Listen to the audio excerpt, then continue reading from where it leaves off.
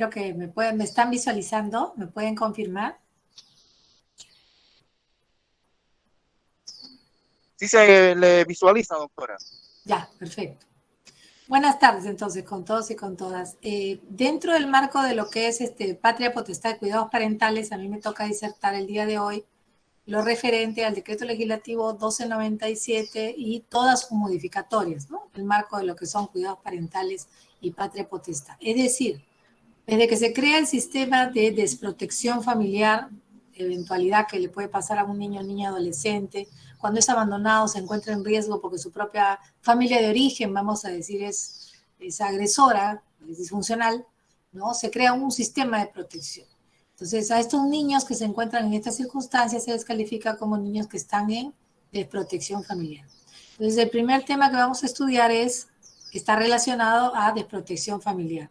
Si alguna persona desea hacer alguna pregunta, puede hacer uso de la palabra o en caso contrario, puede ir escribiendo sus preguntas y yo cada 45 minutos voy a hacer un intermedio para preguntas, casos, debates, etc. Esa va a ser la metodología que vamos a usar el día de hoy. Entonces, sin más, voy a proyectarles la primera presentación.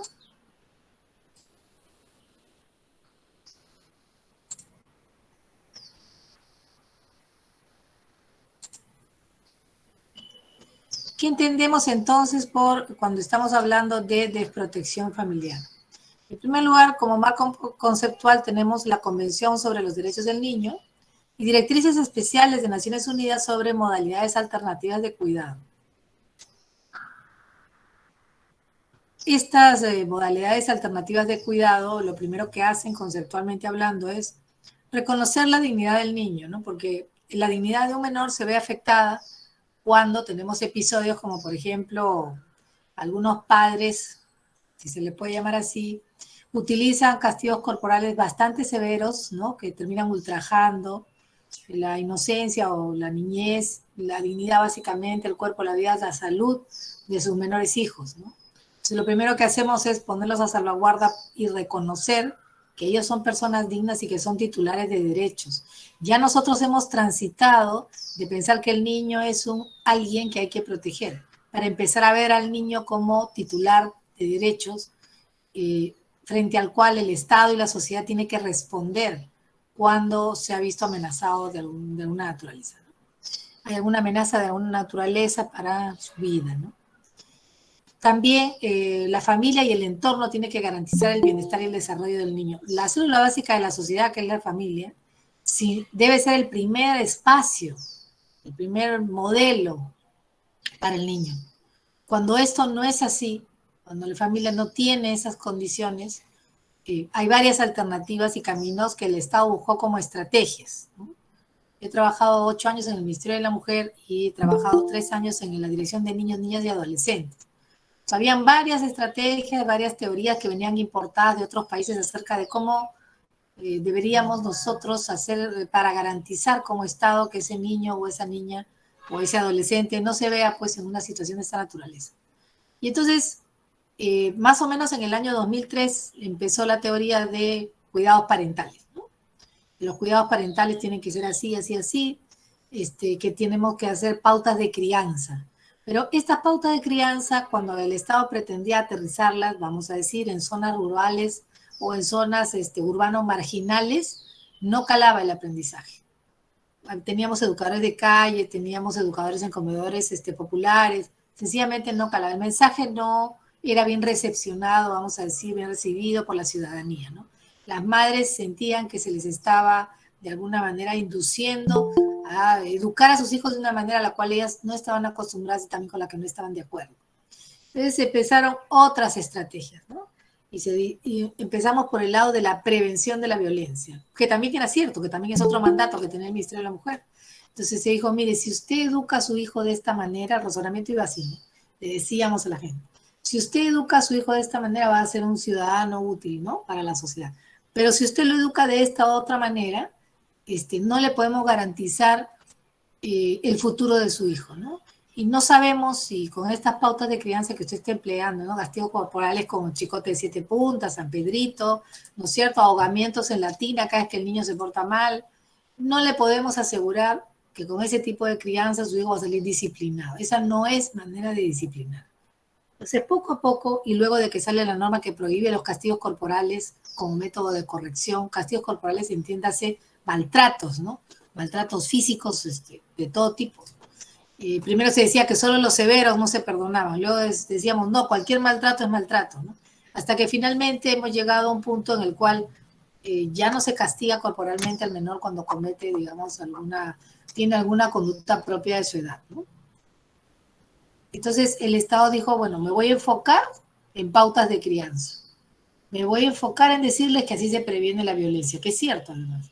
Me voy a enfocar en que ellos mismos analicen su entorno y vean los resultados, ¿no? Y lo ven en escalera porque tienen no uno, sino estos son normalmente problemas que se presentan en familias numerosas, ¿no? Entonces, la convención nos dice que el niño tiene derecho a la protección frente a cualquier injerencia arbitraria en su intimidad o en su vida familiar. La separación familiar se da solo única y exclusivamente a reserva de una revisión judicial que determine su necesidad y su idoneidad. Y hay la obligación de hacer efectivos todos los derechos de un niño, niña, adolescente. Eso es lo que señala la convención. También la convención protege a los niños, niñas y adolescentes frente a toda situación de violencia, explotación, abuso y negligencia, ¿no? ¿Por qué? Porque así como acá en la selva los propios padres ponen a disposición de la trata de personas a sus hijos desde los 5 años, en otros países del mundo también está sucediendo lo mismo. No solamente en el tema de trata, sino en otras situaciones mucho más complicadas donaban los órganos de sus propios hijos, ¿no? Ya eso ya lindaba con una situación que va mucho más allá de la desprotección familiar. Pero para no llegar a esos extremos, las primeras alertas de que esta familia no está funcionando como célula de protección del menor eran avisorados tanto por los vecinos como por las autoridades, ¿no? Y en ese sentido se decía, antes de que esto llegue a un escalamiento donde no lo podamos detener o ya sea demasiado tarde, la niña la hayan violado, los padres hayan cobrado inclusive por esa violación, ¿no?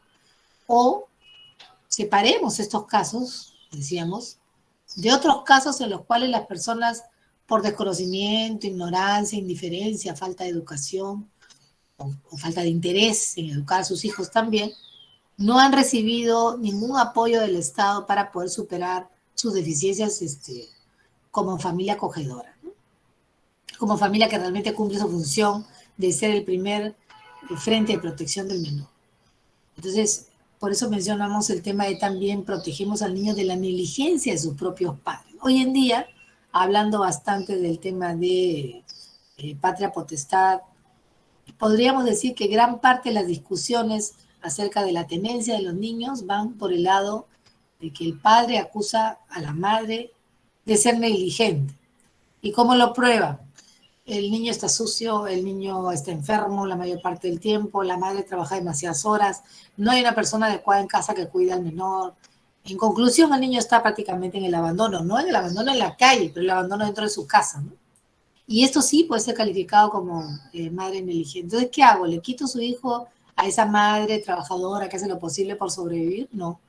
Le doy pautas de crianza a esa madre y trabajo con esa madre para explicarle cómo debe medir sus tiempos y de qué manera, qué tipo de apoyo necesitaría. La mayor parte de estas familias necesita un lugar donde haya cuidados parentales. No que lo brinden ellos, sino que lo brinden terceros. Por eso, en aquella época, en el año 2000, se intentó hacer algo a través de los guaguaguasis, ¿no? Que eran estas casas de acogida pequeñas donde las madres iban a las 9 de la mañana, dejaban a sus hijos, eran cuidados por el Estado y los recogían a las 6 de la tarde. Tuvo bastante acogida, hoy en día se conoce con el nombre de Cunamás, pero es exactamente la fórmula o muy parecida, solo que con el cambio de gobierno cambió de nombre. Entonces, como ustedes pueden ver, el panorama que yo les estoy presentando es bastante amplio, pero está íntimamente relacionado con esta protección que la convención que hemos firmado, ¿no es cierto?, obliga al Estado a realizar estas acciones. Seguir buscando sistemas, seguir buscando estrategias. Hoy día puede ser una más, mañana tengo que ver de qué otra manera apoyo a esta familia, ¿no? Y hacemos un plan para que estos niños no pierdan la posibilidad de vivir en familia. Esto es con las familias que no vulneran, digamos, con daños corporales severos, que no vulneran la intimidad o la indemnidad del menor. Pero hay otro tipo de familias que definitivamente son disfuncionales, no tienen ningún interés en cambiar y lindan con lo delincuencial. Para esas familias es que se pensó el sistema de la desprotección familiar. El interés superior del niño, entonces, además, desde el punto de vista del Poder Judicial, cuando tiene que decidir quién va a tener la tendencia, quién se va a quedar con la patria potestad de ese menor, la patria potestad sabe que no se pierde, ¿no? Se suspende, ¿no? Y bueno, si la persona, por ejemplo, cae presa, ¿no? Obviamente no va a poder ejercitar la patria potestad. En todos estos casos, el Poder Judicial siempre pondrá por delante el interés superior del niño. También se le otorga, la Convención otorga, disculpen, derecho a la protección frente a cualquier injerencia arbitraria en su intimidad y vida familiar. Perdón, esta diapositiva se me ha repetido. Las directrices de Naciones Unidas, adicionalmente, refuerzan la función cuidadora de la familia y establecen acceso a que las familias tengan acceso a mecanismos de apoyo oportuno en sus funciones para prevenir la separación familiar. Cuando ya la separación es necesaria, la prioridad es que regresen con sus padres o con algún pariente de su familia extensa. Saben ustedes, familia extensa es la que no es familia nuclear. Familia nuclear es el padre, la madre, los hermanos, vamos a decir. Que pueden ser mayores o pueden ser de su misma edad, ¿no? Esa es su familia nuclear. Familia extensa es tíos, primos, abuelos, etcétera, etcétera. Durante la separación, este niño, niña, adolescente tiene acceso a medidas de cuidado basadas en la familia y en la comunidad que eviten su institucionalización. Por eso siempre se busca, ¿no es cierto?, que frente al momento en el cual el niño está en riesgo de perder los cuidados parentales, haya la posibilidad de colocar provisionalmente al niño con alguien de su familia. Casi siempre son los abuelos o los tíos, ¿no? Los tíos que son el hermano o la hermana del padre o de la madre. Ahora, si el regreso a su familia no es posible, a su familia de origen, hay una oferta amplia de gama de soluciones estables y permanentes de vida familiar. La vida en una institución para las directrices de Naciones Unidas no puede ser la solución. Hemos pasado por historias de casi 50 años de niños institucionalizados.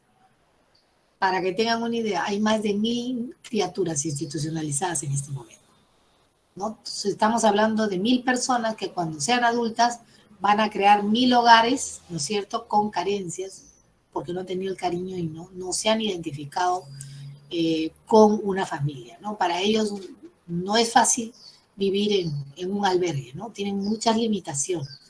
Tienen lo básico, sí, educación, salud, alimentos, sí, seguro médico, etcétera. Pero cuando cumplen 18 años, salen al mundo y no salen también, vamos a decir, preparados ni con habilidades sociales para enfrentar el mundo.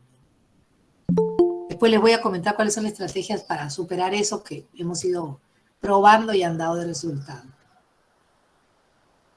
¿Cuál es el impacto que puede tener la institucionalización? Ahí lo tienen ustedes en pantalla. El niño puede entrar en un estrés bastante tóxico y se hace como un bucle, ¿no? Y vuelve y regresa a la depresión. Hay un retraso en el crecimiento, hasta en la talla y en el peso. Hay apegos inseguros a los cuidadores, porque son la única otra persona adulta que ven que los trata bien, ¿no? Tienen problemas de socialización, su sistema inmunológico bajo, tienen dificultades de aprendizaje. Y hay efectos definitivamente en el desarrollo físico, cognitivo y emocional a corto y largo plazo. Son ese tipo de niños que duerme mal, come mal, durante los primeros momentos que está institucionalizado, y a veces esto se convierte en una práctica permanente. Hay otros niños que no, hay otros niños que salen de familias tan terribles que cuando están institucionalizados se sienten a salvo y durante los primeros años tratan de adaptarse, ¿no? Muchos se adaptan, pero la institucionalización es bastante limitante, vamos a decir. Entonces, para tratar de resolver estos problemas que les he descrito, empezamos a ensayar un marco normativo nacional bastante profuso, como ustedes pueden ver en pantalla, ¿no? Empezamos con el Decreto Legislativo 1297, el Decreto Supremo 001-2018, que fue su reglamento. Luego aprobamos una tabla de valoración del riesgo en el que se encuentra el niño. Luego sacamos una directiva para la aplicación del acogimiento familiar con calidad de urgente, en familia extensa, con tercero y permanente, ¿no? Estas dos resoluciones ministeriales entran, vamos a decir, al fondo del detalle de lo que significa aplicar un acogimiento familiar. Obviamente por motivo de tiempo yo me voy a dedicar a resolver sus inquietudes, no puedo detallar todo lo que está aquí descrito, ¿no? Voy a hacer mi mejor esfuerzo por explicarlo en gráficos. Por favor, cualquier pregunta, no hay problema. Y aquí les pongo todas las resoluciones ministeriales, porque a veces es difícil encontrarlas, ¿no? Al tener el número de la norma, inmediatamente les va a aparecer el link, ¿no? Estas son directivas para la aplicación del acogimiento de hecho, acogimiento familiar profesionalizado y subvención económica del acogimiento familiar. Y finalmente se actualiza la tabla de valores de riesgo. Todo esto ha sido el año pasado. Estas tres de aquí son recientes. Entonces, como hemos visto ya, la Comisión sobre los Derechos del Niño y las directrices de Naciones Unidas nos hablan de modalidades alternativas de cuidado de los niños, niñas y adolescentes. Aquí está más o menos resumido lo que los estándares internacionales nos dictan para que nosotros podamos hacer efectivos estos derechos de los niños que ya les he relatado, ¿no? Entonces, en primer lugar, nos dice la primera, vamos a decir, el espectro más amplio de protección de un niño debe brindárselo el Estado. El espectro más cercano de un niño debe brindárselo la madre, el padre, los familiares. Y más allá de ello, tenemos que contemplar cuáles son los derechos que ellos tienen intuito persona por el solo hecho de ser niños. Entonces, el Estado debe intervenir bajo los principios de subsidiariedad, o sea, interviene a defecto de los padres. No es que va buscando de casa en casa para llevarse niños, no. Interviene porque ha rebasado la capacidad de los padres o ha sido denunciado los padres por cometer algún tipo de atropello contra el menor. Es progresivo, quiere decir que el Estado interviene lo menos posible para lograr que esta familia haga un plan conjunto con las instituciones, con las direcciones que están encargadas de esto y vuelva, digamos, la armonía y el niño, niña, adolescente pueda retornar y de preferencia no sea separado de su familia. Pero para que pueda ser progresivo, se tiene que evaluar dos cosas. ¿Cuál es el estado de necesidad de este niño? ¿Y cuál es la idoneidad de esta familia o de esta medida que voy a tomar? Y también es estado de necesidad versus capacidad de la familia para brindarle lo que este menor necesita.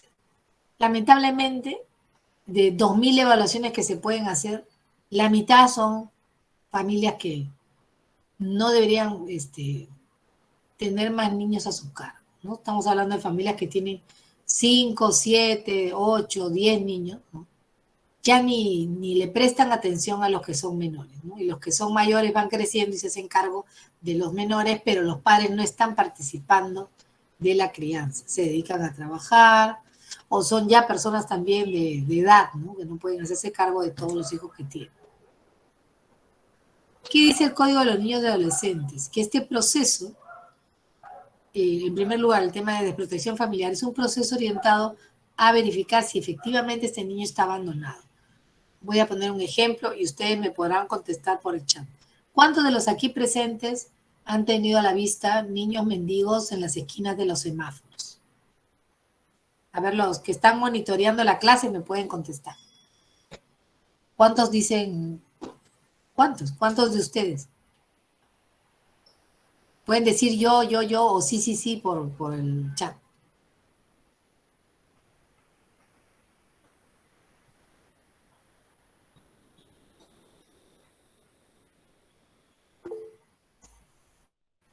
A ver, ¿alguien levantó la manito?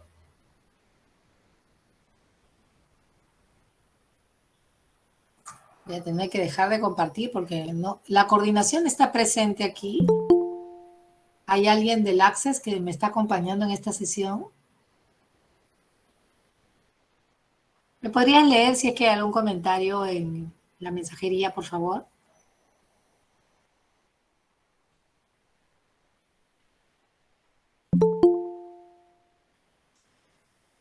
Estamos presentes, doctora. Ay, gracias. Entonces, gracias. Le habla el abogado Elmer Paitán en representación de Access, doctora. Sí estamos Ya. acá presentes. Muchas gracias, Elber, gracias. Lo que pasa es que yo pongo la pantalla completa Bueno, con un la momentito. presentación y no tengo acceso a mirar la mensajería en este momento. Si hay algún comentario o pregunta, por favor, me avisan. O leen la pregunta, mejor, más fácil. Entonces, en este breve ejercicio, si yo les pidiera a todos que levanten su manito ahí en el sistema, estoy segura que se llenaría toda la pantalla de manitos, ¿no? Y normalmente, la edad de los niños que nosotros vemos en estos semáforos oscila entre los 10, 12 y a veces mientras más pequeños mejor. Luego de la migración que ha venido venezolana, bueno, ya los semáforos están completamente abarrotados de niños que están pidiendo apoyo, niños y adultos. Entonces, el Código de los Niños y Adolescentes nos dice que yo tengo que verificar el abandono. Quiere decir que si hay un niñito que está pidiendo, yo les voy a contar una experiencia personal, 11 de la noche en el cruce de la avenida Velasco Astete con Primavera. Se acerca un niñito a mi carro, 11 de la noche, y me estaba solicitando pues una propina, comida, qué sé yo. Entonces yo bajo la ventana y le digo, hijito, le digo, ¿estás acompañado? Y el niño me dice, sí. ¿Y dónde está tu mamá? Ahí detrás del árbol. Ah, ya. Y empiezo a mirar, ¿no? Y el niño estaba sin zapatos. Y era invierno. Entonces, eso, yo les pregunto a ustedes, ¿cómo qué podría ser calificado? Tenemos dos opciones. Usted me va a contestar una de estas dos. Madre negligente o maltrato de niño. A ver.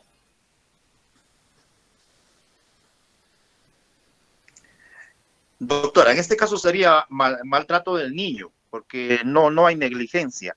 Negligencia sería de que a sabiendas de que el niño se está exponiendo a peligro, lo está sometiendo prácticamente, ¿no? Para que pueda vender caramelos a altas alturas de la noche. Es un maltrato y al mismo tiempo también pues habría negligencia. Ya, ahí creo que hay una pequeña contradicción en tu respuesta. O es maltrato o es negligencia. Tú me estás dando una tercera opción, que es ambas cosas. ¿Por qué es Se importante? configuran las dos cosas. Las dos cosas se configuran, doctora Lilian, porque a sabiendas de que está exponiéndole a peligro, puede sucederle muchas cosas a un niño a esas alturas de la noche, ¿no?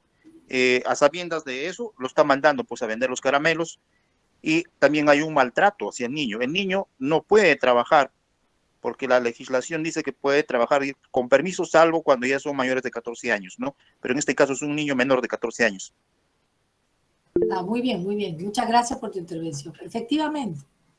Y entonces, ¿por qué hago yo esta pregunta? Porque la primera condición que nos pone el Código de Niños y Adolescentes es que yo tengo que verificar el abandono. Entonces, cuando yo le pregunto al niño, ¿dónde está tu mamá? Y me dice ahí en el árbol, es otro escenario. Es una madre negligente, es una madre que está maltratando, es una madre que está dedicando a sus hijos a la mendicidad, prácticamente está explotando a su menor hijo. Y encima, sin zapatos. Y yo le pregunté, ¿tiene zapatos? Sí. ¿Y dónde están? Mi mamá me los está guardando. ¿Te das cuenta? Entonces, yo que soy especialista en el tema, digo, este niño no está abandonado. Este niño está siendo dedicado a la mendicidad por su madre. Una semana más tarde se montó un operativo en esa esquina porque no solamente yo, sino otras personas fueron a comprobar esa situación porque trabajamos en equipo con el Ministerio Público y también con la policía y llegamos a la conclusión de que ya no era uno. Primero fue un niño a determinada hora, 11 de la noche que yo encontré. Pero a las 8 de la noche y a las 7 de la mañana no era un niño, eran como 7 criaturas. Entonces vino el Ministerio Público y con el apoyo de la fuerza pública, pusieron a disposición a todas estas criaturas en la comisaría y ahí sí aparecieron absolutamente todos los padres, ¿no? No, que mi hijo no es un abandonado, que, ¿cómo se llama? Yo lo dejé un ratito mientras iba al banco, una serie de historias que usted no se puede imaginar cómo volaba la imaginación ahí. Era Alicia en el País de las Maravillas. Y entonces, ¿cuál era el protocolo que se siguió en esa oportunidad? Se les hizo una primera advertencia y los niños se fueron con sus padres. Pasó un mes, lo mismo. Ahí sí ya todos esos niños fueron retirados, vamos a decir, de la custodia de sus padres y se empezaron a tomar medidas de protección en favor de ellos. Y todos fueron internados en un centro de atención residencial. Porque se ve que estos padres, digamos, tienen esta práctica, ¿no? Y sobre todo llevaban niños recién nacidos, o sea, bebés en brazos, y muy pequeños, ¿no? Pequeños al extremo de que los llevaba un poco más y arrastrando de la mano, pues para dedicarlos a la mendicidad. Y luego se comprobó que estas personas tenían casa. O sea, no es el típico caso de persona pues en pobreza extrema que no tiene otra alternativa más que solicitar una dádiva. No, no, no, no. Todos estos casos estos 7 casos fueron investigados y documentados. Todos eran personas que tenían casa material noble. Algunos en San Juan de Lurigancho, otros en San Martín de Porres y en otros distritos. O sea, ninguno era, digamos, una persona indigente, ¿no? Pero tenían un aprovechamiento de sus hijos. Entonces, por ejemplo, en estos casos, ¿los niños están abandonados? Yo les pregunto. No lo están. Entonces, yo tengo que ver cómo oriento mi procedimiento para lograr la protección de esos menores, ¿no es cierto? Y verificar que el abandono es moral y material. Esas dos cositas tengo que verificar. Y la respuesta única para situaciones graves, como les acabo de comentar, es a estas personas, como ya se les había hecho una advertencia, había un acta, había un compromiso, etcétera, etcétera, se recurrió a procedimiento judicial para sustraerlo de la custodia de sus padres. Y la primera medida de protección fue el internamiento en un centro de atención residencial, más conocido como un CAR. Así se, digamos, en el argot del Ministerio de la Mujer son los CAR, son sus iniciales. Pero ¿qué nos planteaba el decreto legislativo? Es el sistema del Código de los Niños y Adolescentes. Versus, o digamos, distinto del planteamiento del decreto legislativo 1297. El decreto legislativo 1297 decía, hay que realizar acciones orientadas a evitar la separación de la familia o la de reintegración al hogar. Es decir, me llevo al niño un tiempo al CAR, sí, pero preparo a esta familia con un plan de trabajo para que el niño pueda volver.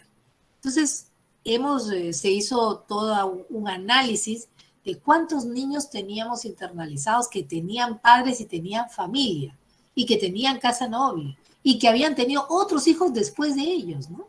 Y nos salieron un promedio de 500 familias. Entonces iniciamos un trabajo con esas 500 familias para hacer lo que dice el decreto legislativo 1297 y nos encontramos con situaciones sorprendentes.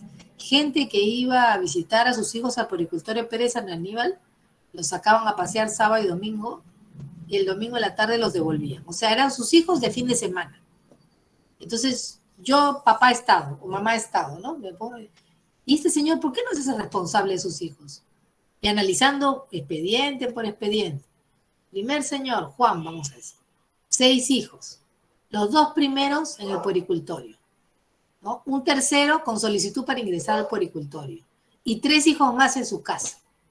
¿Qué estaba sucediendo ahí? Claro, fuimos a visitar, a hacer la visita, ¿no? Y el señor dijo, no, es que yo no tengo medios económicos, mi señora me ha abandonado y me ha dejado con todos los hijos. Efectivamente, la señora había hecho abandono de hogar. Y la señora ni siquiera estaba en Lima, se había ido a Puno a regresar con su familia de origen. Entonces decíamos, ¿cómo resolvemos esto? ¿No? Entonces, señor, usted va a tener que encontrar una persona de su familia que se venga a vivir con usted, ¿no es cierto? Porque todos estos hermanos no pueden estar separados. O sea, ¿por qué tendría usted que hacer distinciones entre los hermanos? No es que ahí me tienen bien atendidos, bien comidos y bien cuidados a mis primeros 3 y yo me estoy encargando de los otros 3. Entonces, no, señor, usted tiene que tener a sus 6 hijos juntos porque son su responsabilidad. Son su responsabilidad. Sus hijos necesitan su cariño, su atención, su deferencia. El Estado le brinda educación gratis y le podemos apoyar con alimentación, pero no está bien que sus hijos crezcan solos y además sin ningún referente familiar directo. Y el señor pidió apoyo durante 6 meses, que le ayudáramos a conseguir un empleo y él se encargaba de todo lo demás. Vino una tía, yo no sé de qué provincia, y se encargó de las 6 criaturas y el señor mantenía, digamos, el hogar y bueno, así el señor pudo superar su situación. 500 familias en la misma situación. Todos se regresaron a su casa. El puericultorio Pérez San Aníbal tenía espacio para otras 500 criaturas que tengan una situación en la cual no haya padres. No haya padres interesados en sus hijos. Entonces, ahí tenemos que diferenciar situaciones de riesgo, situaciones de desprotección, y la separación es excepcional y solo en caso de abandono. Como este señor no había abandonado a sus hijos porque no dejaba de visitar los sábados y domingos, ya no calificaba para que los niños se quedaran en el puericultorio tampoco. ¿Se dan cuenta? Entonces, poco a poco hemos ido tamizando porque las situaciones son muy diversas, todas las familias son distintas, tienen problemáticas distintas. El riesgo de desprotección familiar se presenta por circunstancias personales, familiares o sociales, pero sí o sí perjudican el desarrollo integral del niño o niña adolescente sin revestir gravedad. Por ejemplo, no es lo mismo un niño o niña adolescente que por una circunstancia social como el terrorismo haya quedado de manera, vamos a decir, temporal, separado de sus padres. Mandaron a la niña inmediatamente a Lima para que no le vaya a pasar nada con el tema del terrorismo y los padres se quedaron cultivando la chacra, vamos a decir. Ahí, por ejemplo, no hay un riesgo de protección familiar. La niña viene a Lima, a casa de una familia propia, o sea, digamos, cercana a su familia, y esa niña no está desprotegida, esa niña no está abandonada, esa niña no califica, no se encuentra en riesgo de protección familiar. Pero cuando la familia tiene dificultades para abordar la situación, ¿no es cierto? Como por ejemplo lo que señalé antes, pautas de crianza completamente, vamos a decir, perjudiciales, pero no al extremo de llegar al maltrato, de lacerar la piel de los niños, ¿no? Es una situación de riesgo, no es una situación que inmediatamente tengo que poner, no, es una situación de riesgo. Violencia familiar incipiente, por ejemplo, lo que pasa entre el día 1 y el día 9 hasta que llega a convertirse en una lesión.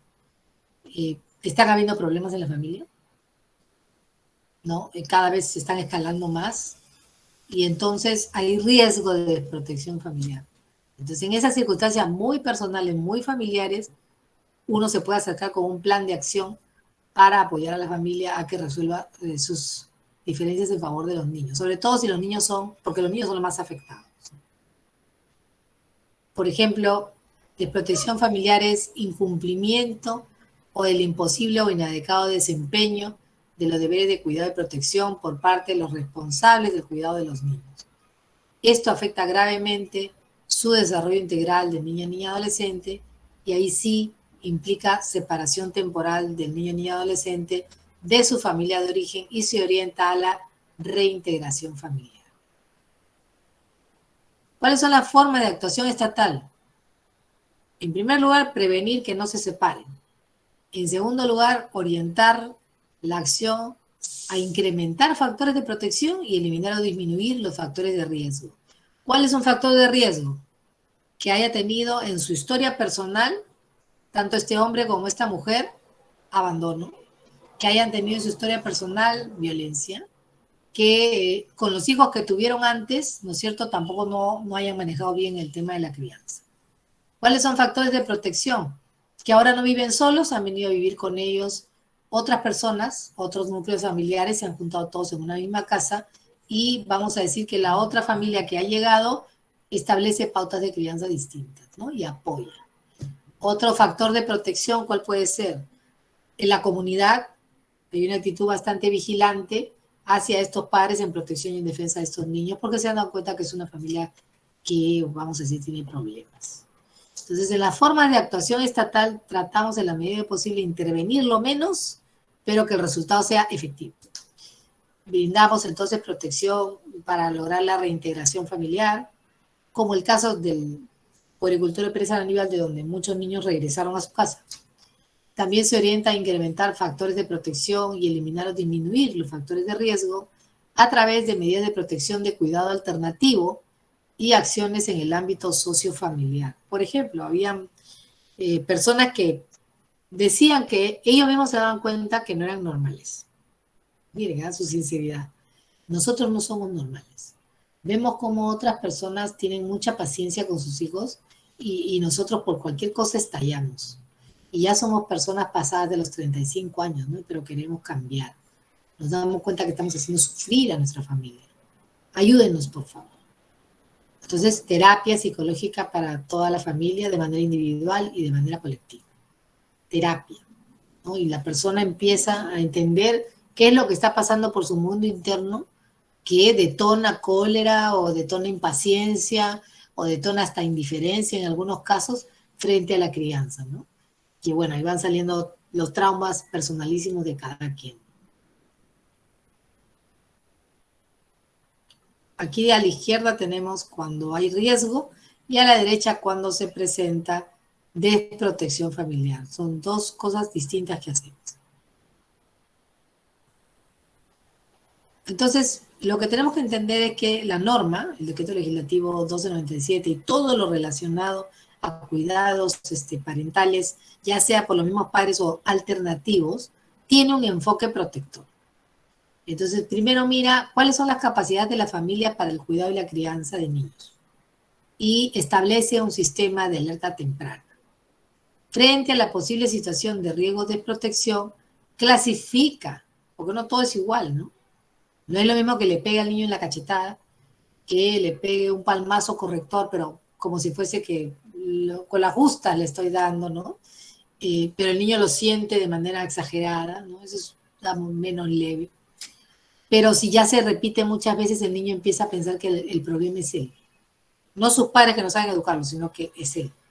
Entonces desarrolla complejos de inferioridad, falta de autoestima, moja la cama, tiene pesadillas, ¿no?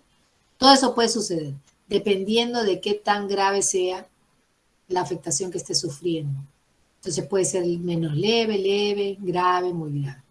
Cuando estamos en menos leve y leve, calificamos como Estado, ¿no es cierto?, con nuestro enfoque protector, calificamos ello como situación de riesgo.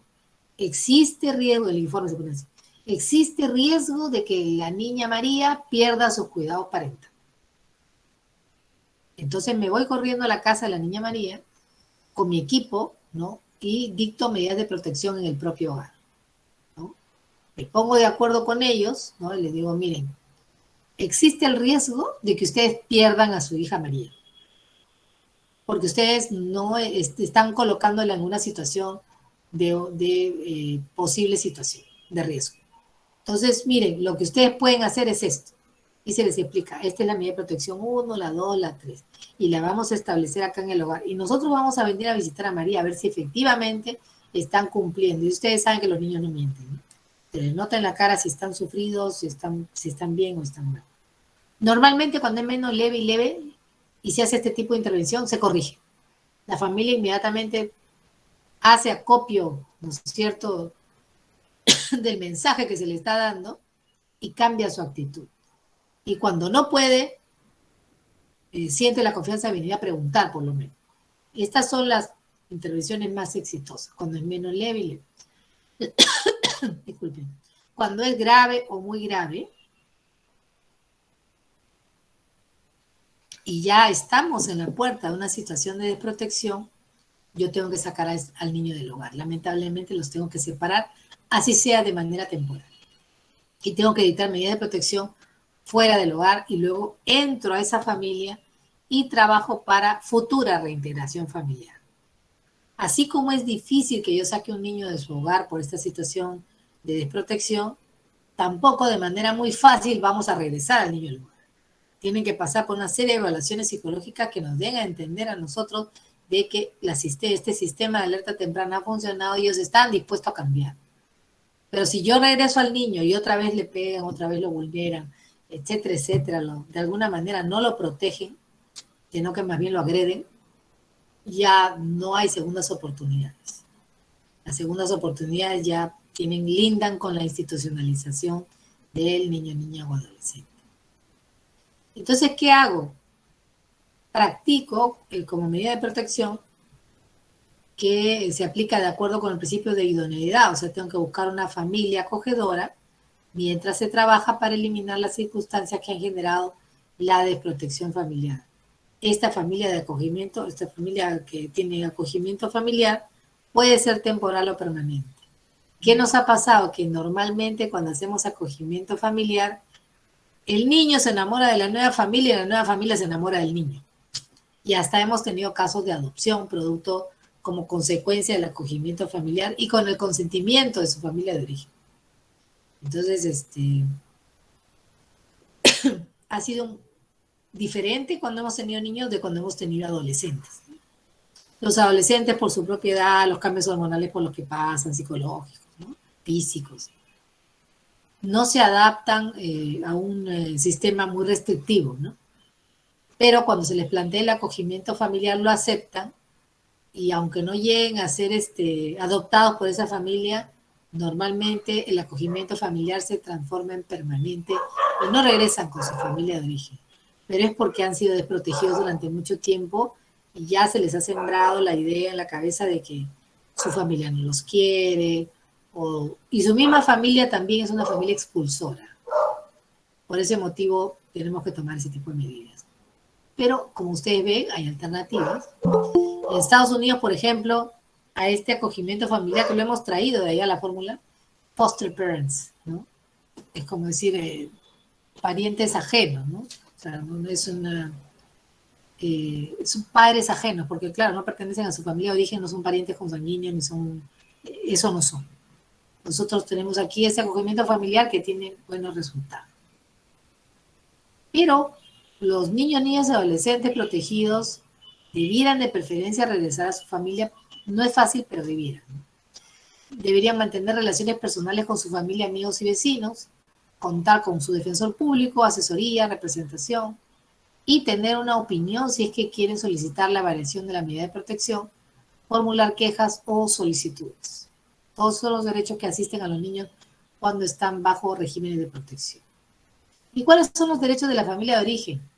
Tienen que ser informados del alcance y el desarrollo de este procedimiento del cual les acabo de relatar.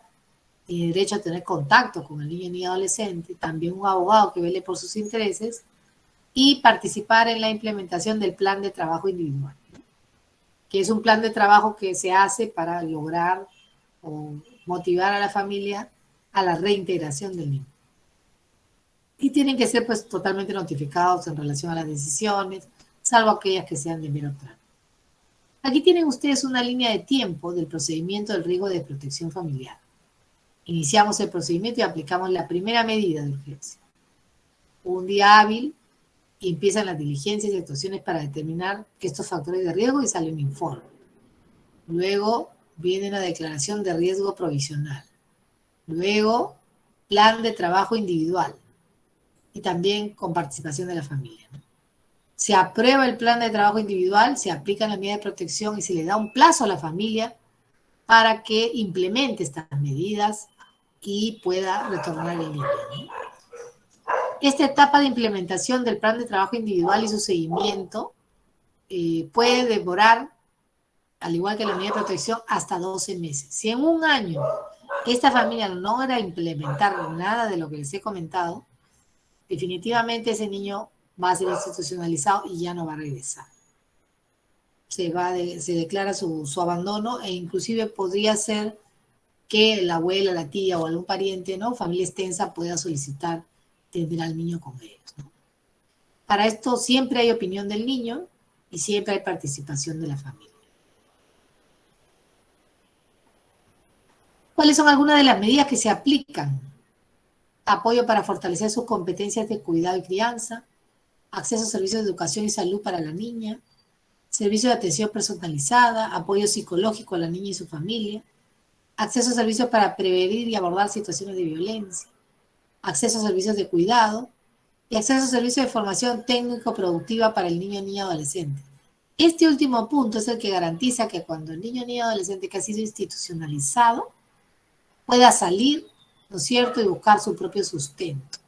Esto sucede con los niños que se encuentran en los centros de atención residencial CAR y que tienen, a partir de los 16 años, empieza la formación técnico-productiva para cuando ellos ya 2 años después tengan que egresar. Esto lo puede dictar ¿quién? La DEMUNA. ¿Quiénes son responsables de apoyar a la DEMUNA? Los gobiernos locales con presupuesto. Lo que pasa es que no hay mucho interés en desarrollar este punto. Los gobiernos locales tienen muchas otras preocupaciones que, vamos a decir, en réditos políticos al parecer serían más importantes que brindar presupuesto para estas medidas de protección que debería dictar la DEMUNA, tener la capacidad para poderlo hacer. Ahora, cuando estamos en lo que expliqué, el gráfico que expliqué antes es riesgo. Ahora ya estamos en la de protección familiar. Empieza con la evaluación, las diligencias, hay alegatos, hay opinión de la niña, se declara la desprotección familiar, se aplica la medida de protección y se ordena elaborar el plan de trabajo. Pero todo esto es bajo la tutela del Estado. También hay un pronunciamiento judicial, ¿no es cierto?, sobre desprotección familiar provisional. ¿Participa quién en estas medidas? La UPE, la Unidad de Protección Especial de Niños, Niñas y Adolescentes del Ministerio de la Mujer y Poblaciones Vulnerables. Y ellos son los que dictan estas medidas, y luego otras oficinas de la Dirección de Niños, Niñas y Adolescentes se encargan ya de la etapa de implementación. Mientras tanto, tenemos una resolución excepcional provisional, y si nada de esto pareciera que funciona, porque mira, aquí se le da hasta 18 meses, si funciona todo, el niño retorna a su familia. Si no funciona, ya estamos en el ámbito del Poder Judicial. Hay alegatos, me voy a un juez de familia, a un juez mixto, el Ministerio Público también interviene, hay una audiencia especial y como consecuencia de ello, finalmente habrá una declaración de desprotección familiar. Y cuando hay una declaración de desprotección familiar, el niño es institucionalizado al día siguiente. Aquí tienen ustedes otras medidas de protección a aplicar por la UPE, ¿no? Para situaciones de acogimiento familiar, puede ser en familia extensa, con un tercero. Profesionalizado quiere decir algún psicólogo, ¿no? Calidad de urgente es cuando hay pues unas familias especializadas que han acogido ya a muchos niños, ¿no? Calidad de urgente porque el niño está siendo vulnerado, ¿no? En algunos casos se ha retribuido, o sea, el Estado da una suerte de estipendio para que se produzca esto, pero solamente con o para situaciones como niños, niñas y adolescentes con características especiales, ¿no? Pero estos niños, niñas y adolescentes con características especiales no van a familias de acogimiento familiar, vamos a decir, que están acostumbradas a tratar niños que no tienen impedimentos o que no tienen habilidades diferentes o especiales. Van a familias calificadas, donde tienes personas que conocen de temas de discapacidad, conocen de temas de autismo, de Asperger, etcétera, etcétera. Y hay un profesional, básicamente, que se encarga de prestar el auxilio a este menor, ¿no? Y en estos casos se va a producir suspensión de la patria potestad de la tutela, y la tutela va a ser estatal ya hasta la mayoría de edad. El acogimiento residencial, hay lugares de convivencia similares a una vivienda familiar y es capaz de cubrir las necesidades particulares de cada niño, niña y adolescente eficazmente. Yo les voy a explicar cómo es un CAN. Los centros de acogimiento residencial son, usted ingresa, imagínense un espacio enorme y pequeños círculos que vienen a ser como pequeñas casas, donde tenemos a 2 personas adultas viviendo que son especialistas, ¿no? Están entrenados para ello. Y a su alrededor hay un promedio de 6 a 8 niños que son como figurativamente sus hijos, ¿no? Algunas veces son mujeres, otras veces son hombres los que cuidan. Casi siempre son mujeres, señoras que tienen experiencia en crianza y monitorean a estos 8 niños y viven con ellos en estas pequeñas unidades. Entonces así simulamos casas, ¿no? Y en el centro, no todos tienen el mismo diseño, pero les estoy contando el diseño que más se acerca a lo que podría ser un hogar, ¿no? Dentro de estas pequeñas unidades hay cocina, lavandería, su pequeño jardín, etcétera, etcétera. Y en la hora de recreo, los niños salen y se encuentran con los niños de las otras unidades, ¿no? Y así, de alguna manera, ejercitan sus habilidades sociales, ¿no? Esto es lo más parecido que podría ser a vivir, vamos a decir, en un grupo grande de personas, pero tiene su pequeño núcleo, ¿no? Y sí, le dicen mamá a la señora que les cuida y la mamá los trata como hijos, ¿no? Entonces se van creando pequeños núcleos. Lo que hemos descubierto con el paso del tiempo es que cuando salen, siguen viviendo en grupo, en este mismo grupo, ¿no? Por eso siempre tratamos de poner niños que tengan edades similares. Entonces hemos sabido de casos exitosos, de 2 jovencitos que salieron juntos, se mudaron juntos, empezaron a trabajar de lo que podían, ¿no? De lo que habían sido entrenados como electricistas, y luego decidieron seguir la carrera de ingeniería en electricidad. Uno le pagó la carrera al otro y luego el otro le respondió pagándole la carrera y tienen su negocio y trabajan juntos, ¿no? Y ambos se han ido apoyando durante todo. O sea, se han comportado y fuera y dentro, como hermanos. Sin embargo, no los une ningún parentesco consanguíneo. Entonces, así es como se forman vínculos, ¿no? Normalmente las niñas, cuando salen señoritas ya, también no se van a vivir solas, se van a vivir juntas. Hay casos, sí, en los cuales aparece, después de que la niña sale o a vísperas que la niña sale, aparece un pariente, ¿no? Y claro, luego de comprobar que efectivamente es su pariente, la niña, cuando ya es adulta, pasa los 18, decide ir a vivir con esta familia extensa que ha aparecido de repente. Y yo siempre me preguntaré, ¿por qué no aparecieron antes? Para que la niña pudiera crecer, vamos a decir, en un entorno familiar cercano, ¿no? Bueno. Cuando hay una medida de protección judicial que declara judicialmente la situación de desprotección familiar, ya de carácter estable, no temporal, hay las opciones del acogimiento familiar permanente y acogimiento familiar con posibilidad de adopción. Esta segunda, vamos a decir, posibilidad es la más demandada en nuestros servicios. O sea, las personas que siempre han tenido interés en tener hijos y por la razón que sea no han podido, solicitan ser calificadas como familia acogedora, se les entrena, se les hace evaluaciones, no, así usted califica como familia acogedora. Y ellos se anotan diciendo que también podrían, ¿no?, pensar en adopción. Y son calificados. ¿Se están bypaseando el procedimiento de la adopción? No. Están entrando al procedimiento de la adopción, que luego lo van a seguir exactamente igual, ¿no es cierto? Pero también acogen niños.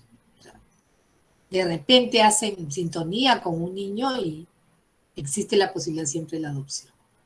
Pero cuando ya toman esa decisión, entran en el procedimiento de adopción. No es que se lo saltean, no es que por aquí es más rápido, no. Entran, deciden adoptar, ingresan al procedimiento de adopción. No, este paso no me está permitiendo saltearme el procedimiento. La única diferencia quizás es que cuando usted se presenta a una adopción, 8 personas se sientan en una mesa y examinan todos los niños que están disponibles y de acuerdo al perfil que usted tiene y a lo que usted ha marcado, ¿no es cierto?, como posibilidades para tener un niño, este grupo, que es la Secretaría Técnica de Adopciones, evalúa cuál es la mejor familia para ese niño. No cuál es el mejor niño, sino cuál es la mejor familia para el niño. Lo que nos interesa es el bienestar del menor primero, ¿no? Donde el niño va a sentirse más cómodo, donde el niño se va a sentir más identificado. Y bueno, así es como les he hecho muy corto el cuento, pero la adopción demora un poquito más, ¿no? Aproximadamente las adopciones en el Perú demoran un año, menos de un año imposible. Acogimiento residencial excepcional, en los casos que esta opción sea la única idónea y esté basada en el interés superior del niño. ¿Cuándo se da esto? Cuando no tengo ninguna familia de acogimiento familiar que quiera hacerse cargo de una persona, por decir, de un niño que tenga serios problemas de salud. Por ejemplo, tuvimos una familia donde habían 4 niñas. Una de estas niñas estaba en silla de ruedas. La otra niña tenía problemas de autismo. Y las otras 2 niñas eran completamente normales. O sea, no tenían ningún problema de salud. Vino una pareja de misioneros que quiso apoyar a colocar a las 4 niñas en adopción. Entonces, iniciaron con sus recursos como misioneros una serie de estrategias, ¿no? Colocaban fotos, hacían, vamos a decir, la publicidad para ver quién se animaba a adoptar a las 4 niñas juntos, ¿no? Y hacerse cargo también de, digamos, el tratamiento costoso que significaba cuidar a la niña que tenía silla de ruedas, que tenía algunos otros problemas de salud adicionales, y a la otra niña que tenía un problema, que no recuerdo si era autismo o Asperger, pero requiere pues terapias, tratamientos, ¿no? Y finalmente, a punto de que las niñas entren al CAR ya de manera definitiva, los misioneros decidieron adoptar a las 4 criaturas, porque no encontraron a nadie que quisiera adoptar y las niñas no querían separarse. Había gente que venía para adoptar a las 2 niñas normales y dejar a las otras 2, y las niñas siempre se pronunciaban en contra y decían: quieren escuchar mi opinión, yo quiero vivir con mis hermanas, yo no quiero que la familia se separe, ¿no? Y ellas habían entrado a esta situación porque no tenía ningún pariente que se quisiera hacer cargo de ellas y su padre también falleció en un accidente automovilístico. Entonces, claro, habían perdido todo tipo de cuidado parental y no habían alternativas para ellas, el resto de la familia no podía hacerse cargo, eran personas muy mayores. Y funcionó muy bien, ¿no? Fue un caso de éxito que tuvimos y esto es completamente excepcional. Pero si yo no encontraba esa pareja de misioneros, esos niños entraban a acogimiento residencial de manera excepcional, ¿no? Entraban las 4 juntas, eso sí. En la tabla de valores de riesgo, ¿qué cosa voy a medir? Si la niña o el niño o la adolescente se encuentra en alguna de estas situaciones, ¿no? Siendo las más graves, obviamente, aquellas que tienen que ver con la vulneración de la identidad sexual, ¿no? De la integridad física, como ustedes pueden observar aquí, que los obliga a trabajar, por ejemplo, en estas ladrilleras, en estas dragas, en el río de Madre de Dios, ¿no es cierto?, buscando pepitas de oro hasta que casi que los niños se quedan sin dedos, ¿no?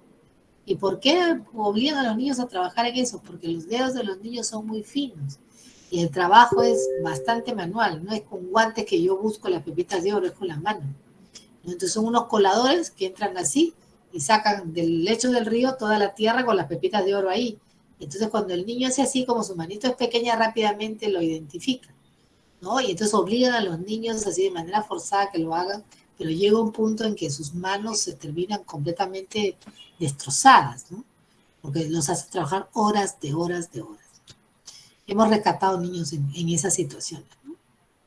Vida en calle, mendicidad, negligencia o descuido, lo que estábamos hablando, y bueno, la trata de niños, niñas y adolescentes que lamentablemente se ha enquistado en algunas, vamos a decir, en algunos sitios en el Perú, ¿no? Si usted mira el mapa de Perú, imagínese un diamante encima del mapa del Perú. Ese es el recorrido de los tratantes, ¿no? Van de Lima, van a Yurimaguas, van a Iquitos, van a Loreto, bajan, descienden en el diamante, ¿no? Van por Puno, ¿no es cierto? Y luego se dirigen hacia Tacna. Y en ese recorrido hay trata de personas internas. Trata de personas externas, nuestros niños terminan en Malasia, en Singapur, en Rusia, ¿no? En Holanda, en los Países Bajos, ¿no? Y bueno, en muchas otras, también hay la adopción simulada, ¿no? Personas que le encargan a alguien tener un hijo, el niño nace, usted está mirando que por sus rasgos esa criatura es un niño que viene de una zona altoandina, ¿no? Y de repente esta pareja completamente aria se va a donde un jefe de registros civiles y le dice, aquí este es mi hijo. Entonces, claro, el registrador civil, porque usted se tiene que presentar con el niño cuando lo va a registrar. La mira la señora, la mira el señor, mira el certificado que tiene que dice nacido vivo, hospital no sé qué, no sé cuánto, padre tal, madre tal, y ve que, vamos a decir, desde el punto de vista de la raza, es prácticamente imposible que esta pareja de arios hayan tenido a esa criatura. ¿Está dentro de la potestad de este registrador de ir corriendo a la policía, hacer una indagación? ¿No? Porque tiene un certificado médico que dice que esta criatura es hija de la señora. La señora con quien lo tuvo, la infidelidad de por medio, no es asunto del registrador. El registrador se basa en los documentos que tiene a la vista. Ahora, caso personal, yo fui jefe de registros civiles y viene una señora aproximadamente de unos casi 55 años, con una criaturita en brazos y su esposo que se veía bastante mayor, ¿no? Y yo inmediatamente le digo, señora, esa hija no es suya. O sea, la edad que usted tiene, acá yo tengo su DNI, ¿no? Esa criatura recién nacida, 55 años, por favor dígame qué tratamiento ha utilizado, ¿no? Y la señora se pone a llorar y me dice, es que han violado a mi hija de 15 años, este es mi nieto en realidad. Señora, pero usted está haciendo mal, porque no es su hija. Tiene que venir la niña y tenemos que iniciar el camino para que, no, me dice, está en el hospital, ha quedado muy mal. Entonces, claro, lo que hice, en esa época yo trabajaba en la Municipalidad de Surco, lo que hice fue conducir a la señora a los servicios que se dedican a esto, que están en el Ministerio de la Mujer, y dar parte a la policía, porque ese certificado médico de nacido vivo que me trajo la señora era falso. No había sido, y estaba firmado por un médico. Ya luego de las investigaciones, yo no sé en qué habrá resultado, si le habrán robado el sello al médico, le habrán falsificado la firma, eso, pero yo definitivamente no podía yo registrar a ese nacimiento, porque me daba cuenta claramente que era, pues, se estaba simulando un acto jurídico ahí. Entonces, en la tabla de valoración de riesgos, así como esta situación que estoy comentando, que es una adopción simulada, que también no está aquí, pero está dentro de los considerandos de la tabla de valoración de riesgos, da cuenta, porque saben ustedes que la adopción simulada es una de las modalidades de trata, ¿no? Así como donación de órganos de niños también, ¿no? O sea, utilizar al niño, hacer que el niño nazca y luego extraer los órganos. Todo eso está como modalidades de trata de niños, niñas o adolescentes, desde la familia de origen. Entonces, eso, el abandono y la imposibilidad temporal o definitiva del padre o la madre o ambos miembros de la familia de origen que ejercen los deberes de protección del niño. ¿Por qué puede haber una imposibilidad? El padre contrae cáncer. La madre, digamos, es una persona que está en demencia senil.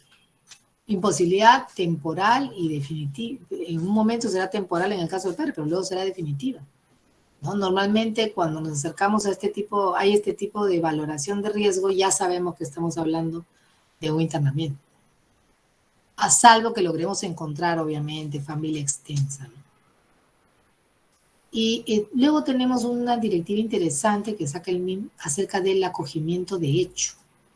Y está conformada por madre, padre, o uno de ellos, hermanos, hermanas, tutora, tutor, y toda persona con la que teniendo no vínculo de parentesco conviven o hacen vida en común. Al respecto hay que entender que se considera familia de origen al grupo familiar donde la niña, niño y adolescente convive o hace vida en común con la madre o el padre o el tutor o la tutora. Entonces, en la casa puede estar viviendo los padres, los abuelos y por ahí los tíos, un primo hermano que vino, etcétera, ¿no? Tenemos ahí una familia conformada, vamos a decir, ensamblada, ¿no? Son varios y todos ellos se tienen que entender como familia de origen. Y el acogimiento de hecho se produce por alguna de estas familias que está con el niño, que no tiene título jurídico ni obligación legal, pero que asume de manera voluntaria, continua y transitoria las obligaciones de cuidado y protección de un niño ni adolescente. Yo he tramitado o he tenido, vamos a decir, de cerca 2 casos. Señora trabajadora, muy, muy trabajadora, con un único hijo, abandonada por el padre. Pero era una señora exitosa profesional. Y tenía su empleada, ¿no? Su trabajadora del hogar. La trabajadora del hogar tenía a su hijita y le pide permiso a la señora para que la hijita vaya a vivir con ellos. Todo iba muy bien porque la niñita era más o menos de la edad del niño de la casa, vamos a decir, del hijo de la profesional. Y fueron creciendo. De repente la trabajadora del hogar, que había sido una señora burlada por un hombre que la abandonó cuando supo que estaba embarazada, la niña tenía los apellidos de la trabajadora del hogar, de la empleada, y la señora se enferma, ¿no es cierto? Y después de un tiempo, una convalecencia muy dura, muere. Cuando muere, esta señora profesional dice, yo no puedo, le pide además, cuando ya se va a morir, que por favor se haga cargo de su hija y la señora se compromete a hacerlo. Entonces ella muy bien, la niña seguía creciendo, todo, y de repente un día que yo la visito le digo, pero tú tienes un documento, le digo, por el cual tú ejerces autoridad sobre esta menor. ¿Tú has informado que esta niña está viviendo aquí contigo? ¿Has hecho algún trámite? Y ella me dice, no, pero ¿a dónde la voy a derivar? El padre no ha habido y la mamá ha fallecido. No, le digo, pero tú no puedes tener una niña así en una situación jurídica incierta. Además, ni siquiera tiene tus apellidos. ¿Cómo te han permitido ingresarla en el colegio? Bueno, yo le he llevado, ellos saben que la señora ha fallecido, es un mismo colegio, yo lo único que hago es pago, ¿no? Y ahora, bueno, hay otra empleada en el hogar que me ayuda en las labores. No, le digo, tú eres candidata para acogimiento de hecho. Empieza por ahí, pero anda pensando en que la vas a tener que adoptar. Esta es una situación completamente irregular. Y la señora con el tiempo hizo el acogimiento de hecho, hizo su trámite y adoptó a la menor. Así hay mucha gente que tiene en su casa, no declara, no sabe, no opina, la niña sigue creciendo, ellos siguen pagando por su manutención, es la prima, la tía que vino de no sé dónde o porque se murió alguien, ¿no? Y siguen viviendo juntos y son familias bien unidas, ¿no? Bien ensambladas, pero su situación jurídica está como en el limbo, ¿no? Cuando las personas son adolescentes y se encuentran en esta situación, el curso natural es esperar a que sean adultos y se quedan así en esta situación de limbo jurídico. Si les pasa algo, bueno, los padres responden, todos van corriendo a los parientes al hospital y cuando preguntan quién es el padre, nadie contesta. Pero eventualmente alguno de los adultos se hace responsable. Pero cuando es niño, niña, adolescente, niño pequeño, y puede estar necesitando puede haber alguna situación en la que se requiera ejercer autoridad, dar la cara, representar a este menor, y no tienes ni adopción, ni le has avisado a nadie, tranquilamente ese niño podría ser puesto a disposición del Estado, cuando ese niño ya está acostumbrado a vivir contigo, ¿no? Entonces, eso es lo que de alguna manera hay que ir educando a la población, no dejar vacíos, ¿no es cierto?, en las situaciones jurídicas, sobre todo de los niños. Y aquí están todas las personas que de alguna manera, por el consentimiento expreso o tácito de los titulares de la patria potestad y sin intervención de autoridad administrativa ni judicial, pueden asumir el cuidado y la protección. Son los abuelos, los tíos, la madrastra, el primo o los terceros, ¿no? Y contraen las obligaciones de lo que podría ser un tutor o un tutora. Esta situación se mantiene hasta que se constituya la tutela judicial, o sea, eventualmente va a haber una tutela judicial sobre este niño o niña. Disposiciones específicas, ¿no? Verificación de la situación sociofamiliar de la niña, niño, adolescente, verificar si es un acogimiento de hecho o de protección. Hay una entrevista, hay una valoración del riesgo, un informe, se verifica que la persona, la familia que ha asumido digamos, la tutela de este menor lo haga de la manera adecuada. Ven, por ejemplo, si hay contacto visual entre ellos, ven si hay afecto, ven en la hora que estoy en la entrevista, cuántas veces la niña se ha acercado de manera voluntaria sin que la llamen a sentarse al costado de sus familiares. Supervisa las orientaciones, si está haciendo la tarea, ¿con quién haces la tarea? ¿No? Todo este tipo de evaluaciones socioeconómicas se hacen. ¿Quién te da propina? Y todas estas preguntas van dirigidas a los niños, porque ya los padres son evaluados curricularmente, ¿no? Después puede haber terapia, evaluación psicológica, pero siempre la verificación de la situación sociofamiliar de la niña o niño adolescente empieza por ver si el niño se siente cómodo en donde está. Si vemos que el niño mira así con detenimiento, a ver qué cosa contesto, sóplame al adulto y el adulto le pone cara de pobre de ti que digas algo fuera de lo que te he dicho que digas. Se nota, los niños no pueden disimular ello, ¿no? Y si la niña o niño y adolescente está ejerciendo sus derechos en salud, le preguntan, ¿te han llevado al médico este año? ¿Has ido alguna vez al dentista? ¿Alguna vez? Le preguntas así como suena. ¿Te han llevado alguna vez al dentista? ¿Conoces qué cosa es un dentista? ¿Alguna vez has ido a una clínica? ¿Un señor así vestido blanco te ha atendido? Depende de la edad de la niña o del niño para hacer las preguntas. Le preguntan, ¿cómo te llamas? Y entonces a veces hay niños que contestan, yo soy Juan Díaz, porque vivo, todos aquí son Díaz. Pero tú miras el documento de la criatura y es Juan Herrera. Entonces, luego ya los padres te explican que Herrera, pues, han fallecido, no se encuentran o han abandonado a la menor en el hogar, motivo por el cual ha habido el acogimiento. Pero al decir que se apellida Díaz, para el evaluador significa que el niño se ha sentido identificado con la familia, tan es así que cree que lleva el apellido Díaz y se presenta como Díaz. Está identificado con ese núcleo familiar. Y bueno, también la entrevista debe contener la opinión del niño, del defensor público, que también tiene que emitir su propio informe. La UPE, finalmente la Unidad de Protección Especial, concluye su actuación estatal con la emisión de un informe, solicitando la tutela al juzgado de familia y se informa a la familia acogedora de derecho que si requiere alguna orientación, la UPE está pues a su disposición, ¿no? Con digamos, el resultado favorable, que se solicita la constitución de la tutela en favor de la persona que tiene al niño. Se dictan también medidas de protección, se verifica si la persona de la familia ha venido asumiendo el cuidado y la protección. Y son competentes para nosotros los abogados saberlo, el juzgado de familia o juzgado mixto. Y siempre va a haber un seguimiento hasta un año después del acogimiento, ya de manera permanente, ¿no? Bueno, más todavía si se da un caso de adopción. Entonces, hasta aquí quisiera concluir mi presentación y dejar espacio para que ustedes puedan hacer las preguntas que consideren convenientes.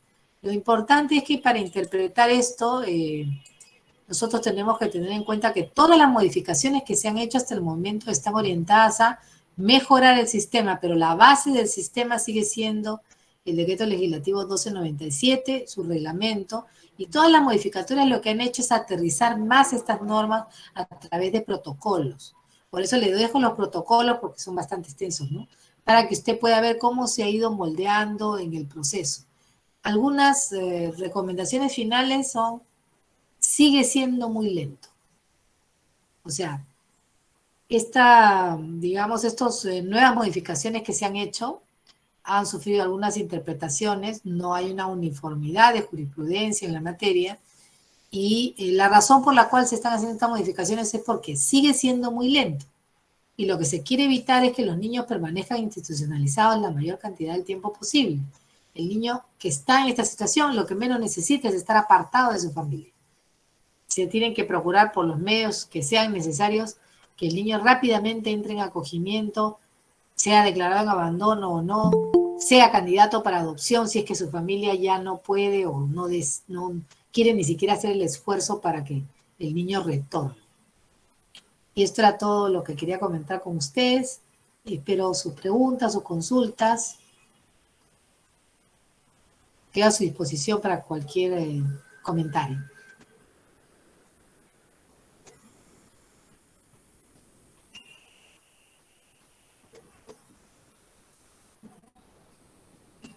Hay una pregunta aquí, a ver.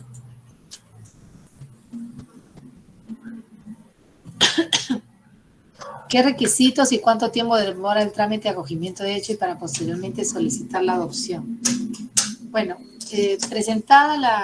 vista la situación, vamos a decir, del acogimiento de hecho, inmediatamente se va a proceder a las entrevistas, a la visita, luego de ahí hay un plazo de 5 a 10 días, porque la verdad está bastante congestionado el sistema, en que se va a presentar la persona a su domicilio, ¿no?, a hacer la evaluación. La evaluación es, vamos a decir, curricular, es económica y también es una evaluación psicológica. Seguramente le van a dar la dirección de un lugar donde luego le van a tomar una evaluación psicológica al adulto. Al niño, la misma asistente social va a ir a hacer la evaluación económica y si lo considera, porque ve que hay algo que, digamos, requiere una evaluación psicológica, va también a solicitar que se le practique la evaluación psicológica. Y luego de ello hay un procedimiento muy sencillo, administrativo, mediante el cual se va a declarar el acogimiento de hecho, luego que salga ese informe técnico que va a hacer la UPE. La UPE le va a solicitar al Poder Judicial, va a hacer todo el trámite, hasta llegar al momento en el cual se le va a otorgar a la persona la custodia temporal. Luego de eso, se le manifiesta a la UPE, mira, yo sé que mi sobrina no tiene más a dónde ir, he decidido que mi esposo y yo, que ya, bueno, somos mayores, la vamos a adoptar, ¿no? La niña, vamos a decir, tiene las calificaciones, tiene la edad sobre todo, ¿no? Porque hay una edad para poder adoptar. O sea, la edad de la persona más 18 debe cuadrar exactamente con la posibilidad de que usted acompañe a esta menor por lo menos la cantidad de años que necesita para llegar a la mayoría de edad. Por eso es que una persona pues, de 80 años no puede adoptar a una criatura de 5. ¿De acuerdo? Tiene que ser que usted le pueda acompañar hasta que esta persona pueda valerse por sí misma. Superado este tema de la edad, empieza el procedimiento de adopción. Entonces, entre el acogimiento de hecho, podría ser tramitado en 3 meses, máximo, hasta menos. Todo depende de la agenda del Poder Judicial. Ahorita están de vacaciones 15 días, han tomado 15 días ahora en febrero y van a tomar 15 días más en diciembre. Entonces, hay posibilidad de ingresar los pedidos al juez de familia o mixto y atenerse a la agenda judicial. Por eso, exagerando, le digo 3 meses. Y la adopción, sí, hay un periodo de 6 meses de evaluación desde que usted presenta su expediente para ser candidato para adopción, hay un periodo de evaluación. le asignan a un niño, ¿no?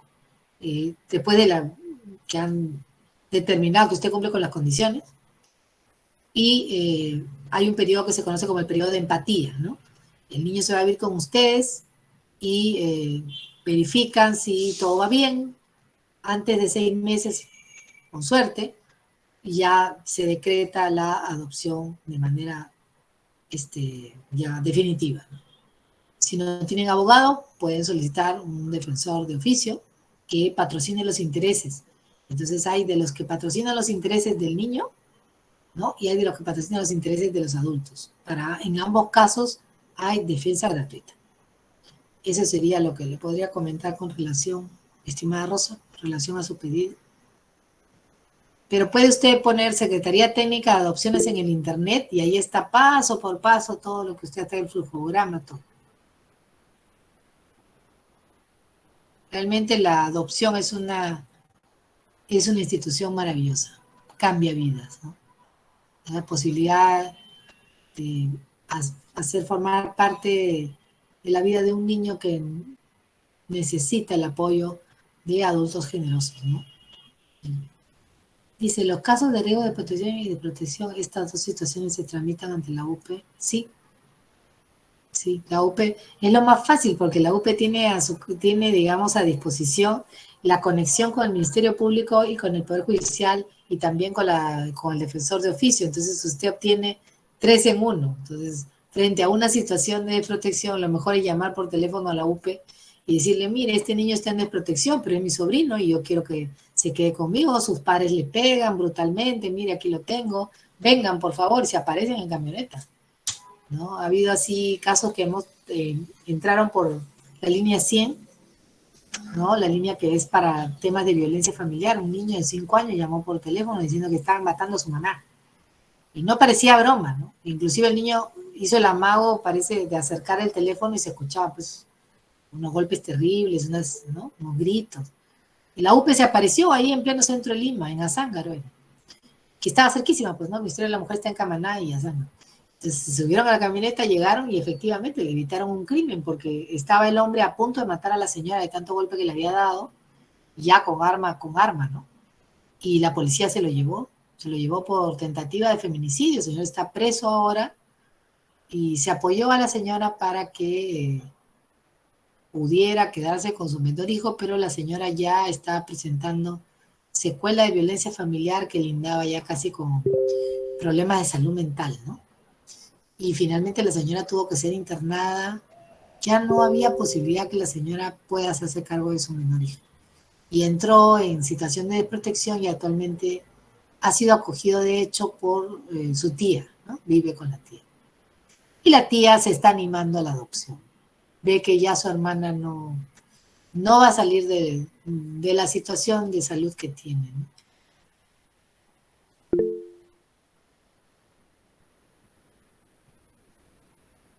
La de Muna es la de Muna es otra puerta por la que podemos entrar. Entonces tenemos a la UPE, tenemos a la de Muna, tenemos a la línea 100 que podemos llamar, tenemos de frente, también nos podemos ir al Ministerio Público y decir, miren, esta situación me está pasando.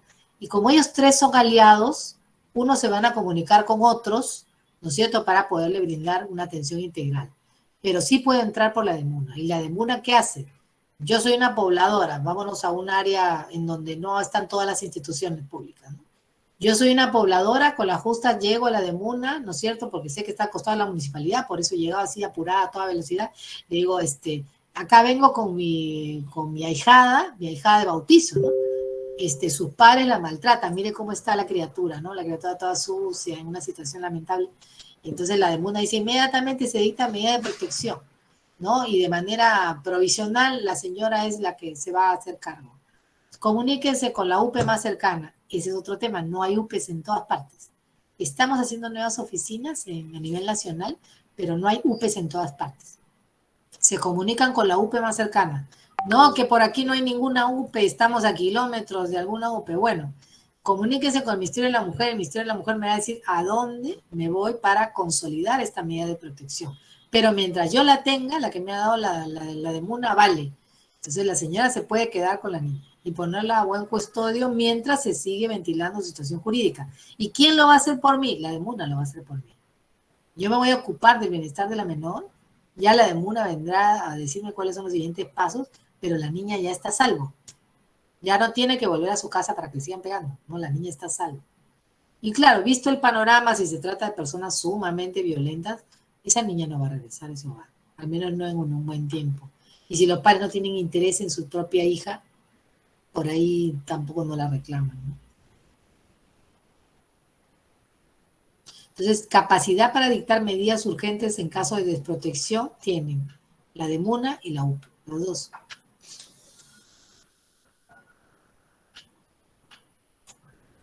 Doctora, muy buenas noches. Una pregunta. Sí. Tengo un caso de un familiar que tiene en su posición a una niña ya adolescente de 16 años. Sus padres prácticamente lo dejaron, lo regalaron, como quien se diga así, cuando tenía 8 años. Eso es la hijada del familiar, es allá por la selva central. El señor tiene muchos hijos y le dijo, compadre, te regalo a mi hija, yo no tengo la capacidad para alimentarlo, vestirlo, educarlo. Desde los 8 años que tenía la niña hasta la actualidad han pasado 8 años. Y la niña ya ni siquiera quiere ir a sus papás porque está bien resentida con sus padres porque le regalaron. Ya, el familiar, ¿qué puede hacer en este caso? Porque la niña está pues en un estado de abandono en la cual se ha hecho cargo al familiar que le estoy mencionando, ¿no? Para que pueda tenerlo así legalmente ya como una niña adoptada, se podría decir, como una hija adoptada. ¿Cuál sería los pasos que tendría que seguir? Muchas gracias por la pregunta. Mire, en primer lugar tendría que comunicarse con la UPE, más cercana que pueda tener. Ahí me dijo, ¿me repite la localidad, por favor? Es por la selva central, por Pichanaki. Sí hay. Ahí tiene usted el Centro de Emergencia Mujer de Pichanaki, que tiene enlace directo con el Ministerio de la Mujer. Entonces, el señor, usted le tiene que decir que el señor se presente manifestando que él ha... Pero, dígame, ¿no es pariente consanguíneo de la menor? Solamente es, digamos, ahijada de cariño. No hay parentesco No, consanguíneo. no. Cuando la niña estaba estudiando allá la educación primaria, entró, como usted sabe, ahí en los sitios de la selva, a los 8, 9 años, ahí recién ingresan en primer grado de primaria. Eso también cuando el papá, a exigencia de algunos maestros, le ponen así a una institución pública del Estado para que pueda estudiar, ¿no? Y ahí es que, pues, ve mi hermano las necesidades de esa niña, y es profesor mi hermano, y el otro familiar que tengo ve también toda esa situación y a mi hermano primero dice, señor, ¿le puedo regalar mi hija? Y mi hermano dice, tengo un familiar que necesita que le ayuden ahí en la casa. Ya, yo lo regalo. Yo no tengo necesidad no tengo posibilidades para cuidarla, darle alimentación, vestimenta, educación, etcétera, etcétera. Ya, y le dio así, pues de boca nomás. Le regaló, como se dice así. Y ahora la niña ya tiene 16 años. Y justamente la otra vez me hace esa consulta y como yo desconozco prácticamente este tema legal, más me dedico a otra área legal, ¿no? Y por eso la pregunta, doctora. Ya, mire, ahí tiene dos opciones y el señor, bueno, ya tendrá que tomar su decisión. Mire, en primer lugar, hay que establecer que los padres de origen, los verdaderos padres biológicos, están de acuerdo y han autorizado que esta niña se desplace a la casa de este otro señor. Caso contrario, parece secuestro. Eso.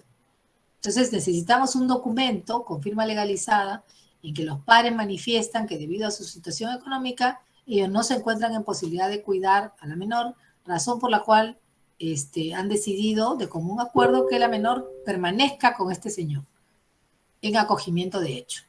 Ahí está, se acabó. Luego con ese documento recién puede llamar por teléfono a hacer las consultas del caso. Aunque el documento tenga fecha de ahora, en ese documento deben reconocer que le entregaron a la niña a los 8 años y ha vivido con ellos, ¿no es cierto? Que la niña está en buen estado y que son ellos los que han dispuesto eso, ¿no? Con firma legalizada, si es que ambos padres todavía pues están vivos y están disponibles. Esa es primera opción, e inicia su procedimiento a través del acogimiento de hecho para pasar a la adopción. Porque es más fácil, ¿no? Igual va a pasar a la adopción. Primer caso es adopción de menor de edad. Otro casito, la otra opción, esperar que la menor cumpla 18 años, se va al notario y es adopción de persona adulta. Es una escritura pública que cuesta 500 soles, no tiene que preguntarle nada a ningún padre, ni tiene que hacer ningún trámite adicional. Ya el señor podrá, si usted gusta, luego me puede escribir por correo, yo le puedo dar más información. El señor tendrá que tomar su decisión, ¿no? Porque el trámite le va a demorar casi lo mismo. La adopción demora como 1 año, mientras arregla los papeles, habla con los padres, etcétera, puede tomarse hasta, ya la señorita va a haber llegado a la mayoría de edad. Y la escritura pública, como le digo, cuesta 500 soles y en 1 mes esa niña, o menos, esa criatura ya está inscrita e inclusive al ser adoptada pierde el apellido de la familia consanguínea y adopta el apellido del señor que la ha criado, ¿no? Entonces su pariente podrá escoger. Si desea más información, con todo gusto, le puedo brindar mi correo electrónico, aquí se lo dejo, para que me pueda escribir y yo le puedo mandar, si usted me da más detalles, le puedo mandar más información sobre a dónde puede usted acudir.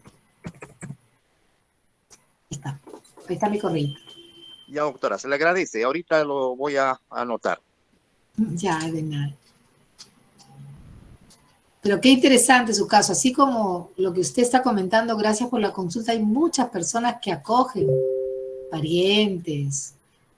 Por ejemplo, yo he sabido de una señora que se fue a visitar, fue a la sierra a visitar a unos parientes y por ayudar a una prima, trajo a Lima a estudiar a su, vamos a decir, no es su pariente directa, pero a la hija de su prima.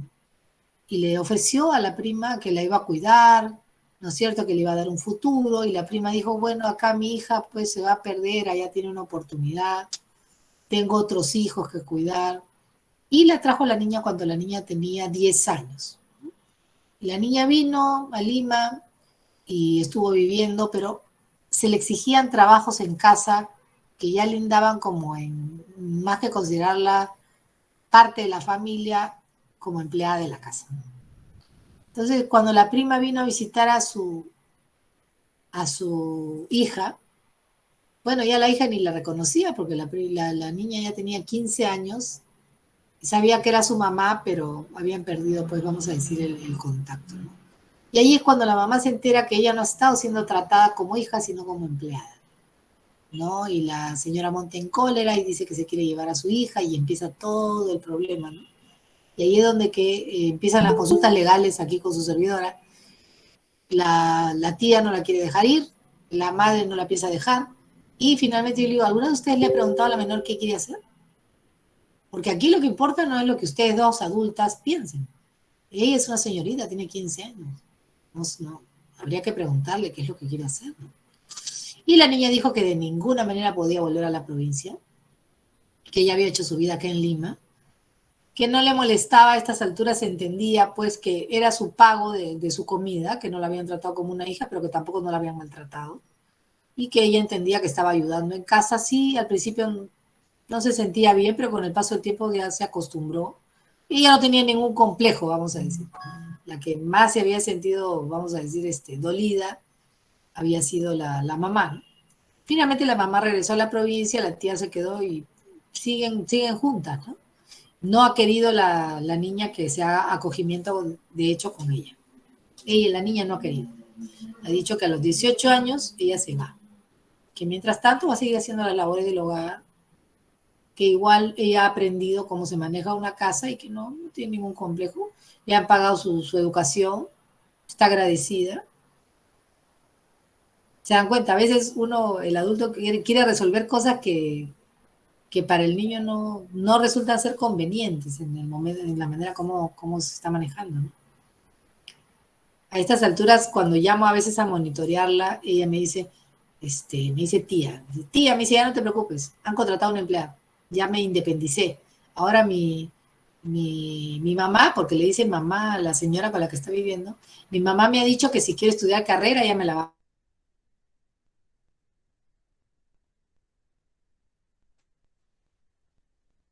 No la quieren adoptar. Porque yo le pregunté, señora, ¿puede usted hacer el esfuerzo de, ¿no? de adoptar? Si ya totalmente la niña vive. No, no, no, no. Yo tengo otros hijos y mis herencias son solo para mis otros hijos. O sea, hay una, vamos a decir, una separación, una distinción entre sus hijos biológicos y ella. Entonces, en esa ecuación no cabe la adopción. No sé si tienen alguna otra consulta.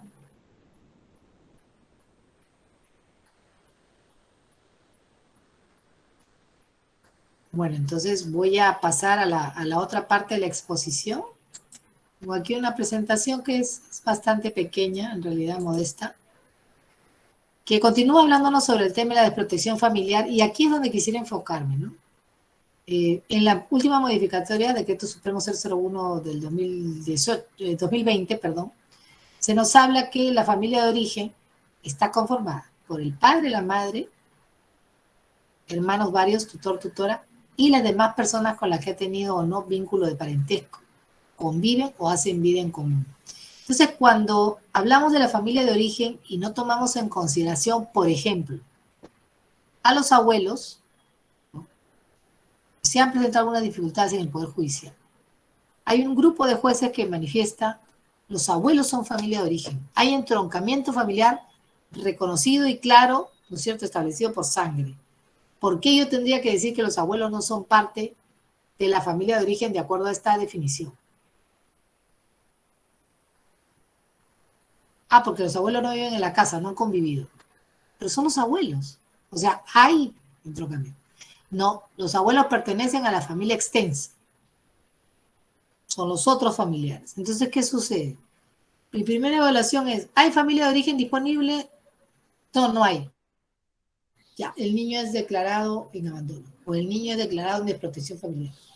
Ya, alberguen al niño. Oye, pero hay abuelos. Mira acá a la derecha, hay abuelos. Sí, pero primero lo declaro en abandono y después lo mando con los abuelos. ¿Qué sentido tiene? Entonces, hay otro grupo de jueces que dicen, no, para mí los abuelos, ¿no?, de su manera de interpretar la norma, los abuelos son parte de la familia de origen. Si no fuera por los abuelos, los padres no estarían ahí. Son parte de la familia de origen, aunque no vivan con ellos, ¿no? Y tienen derecho preferente, diría yo, tienen las capacidades y tienen derecho preferente para inmediatamente que se declare el abandono sean ellos los primeros candidatos. De hecho, los abuelos lo piden. Por ejemplo, tenemos un feminicidio en el cual ha fallecido la madre a manos del padre. El padre va preso, la madre va al cementerio. Disculpen la brusquedad, pero es así. Y entonces, ¿qué?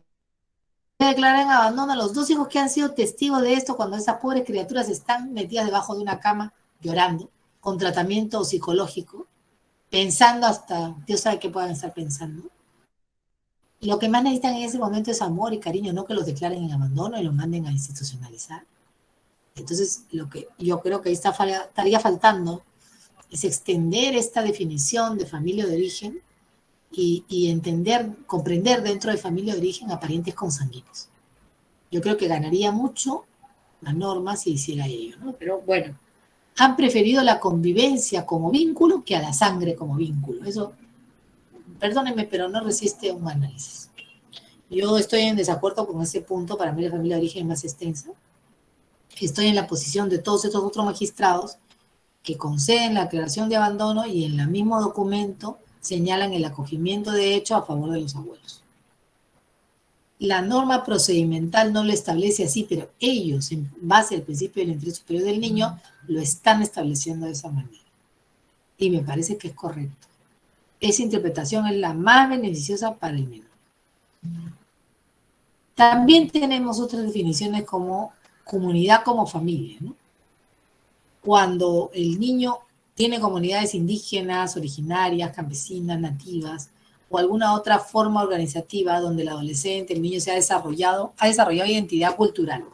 Yo no puedo, pues, apartar a una persona de su cultura y traerme a Lima a una niña declarada en abandono que viene de una zona chipibo-conibo, ¿no? No puedo hacer eso. Por más que vayan a Cangallo, donde vas a encontrar otra comunidad chipibo-conibo, yo no puedo hacer eso.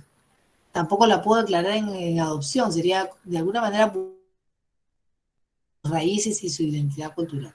Entonces, cuando tenemos comunidad en familia y hay un sentido de pertenencia muy fuerte, se va a entender a esta comunidad como su familia de origen, ¿sí? Y bueno, obviamente a los integrantes de esta comunidad. Bueno, cuidado, las competencias parentales o de crianza están referidos a que la persona tiene la capacidad para entender y ejercitar las responsabilidades propias de un padre y una madre, ¿no? Por ejemplo, darle de comer, tenerlos limpios, vigilar su salud, vacunarlos, ahora que estamos con el tema del COVID, estar al pendiente de su salud, ¿no?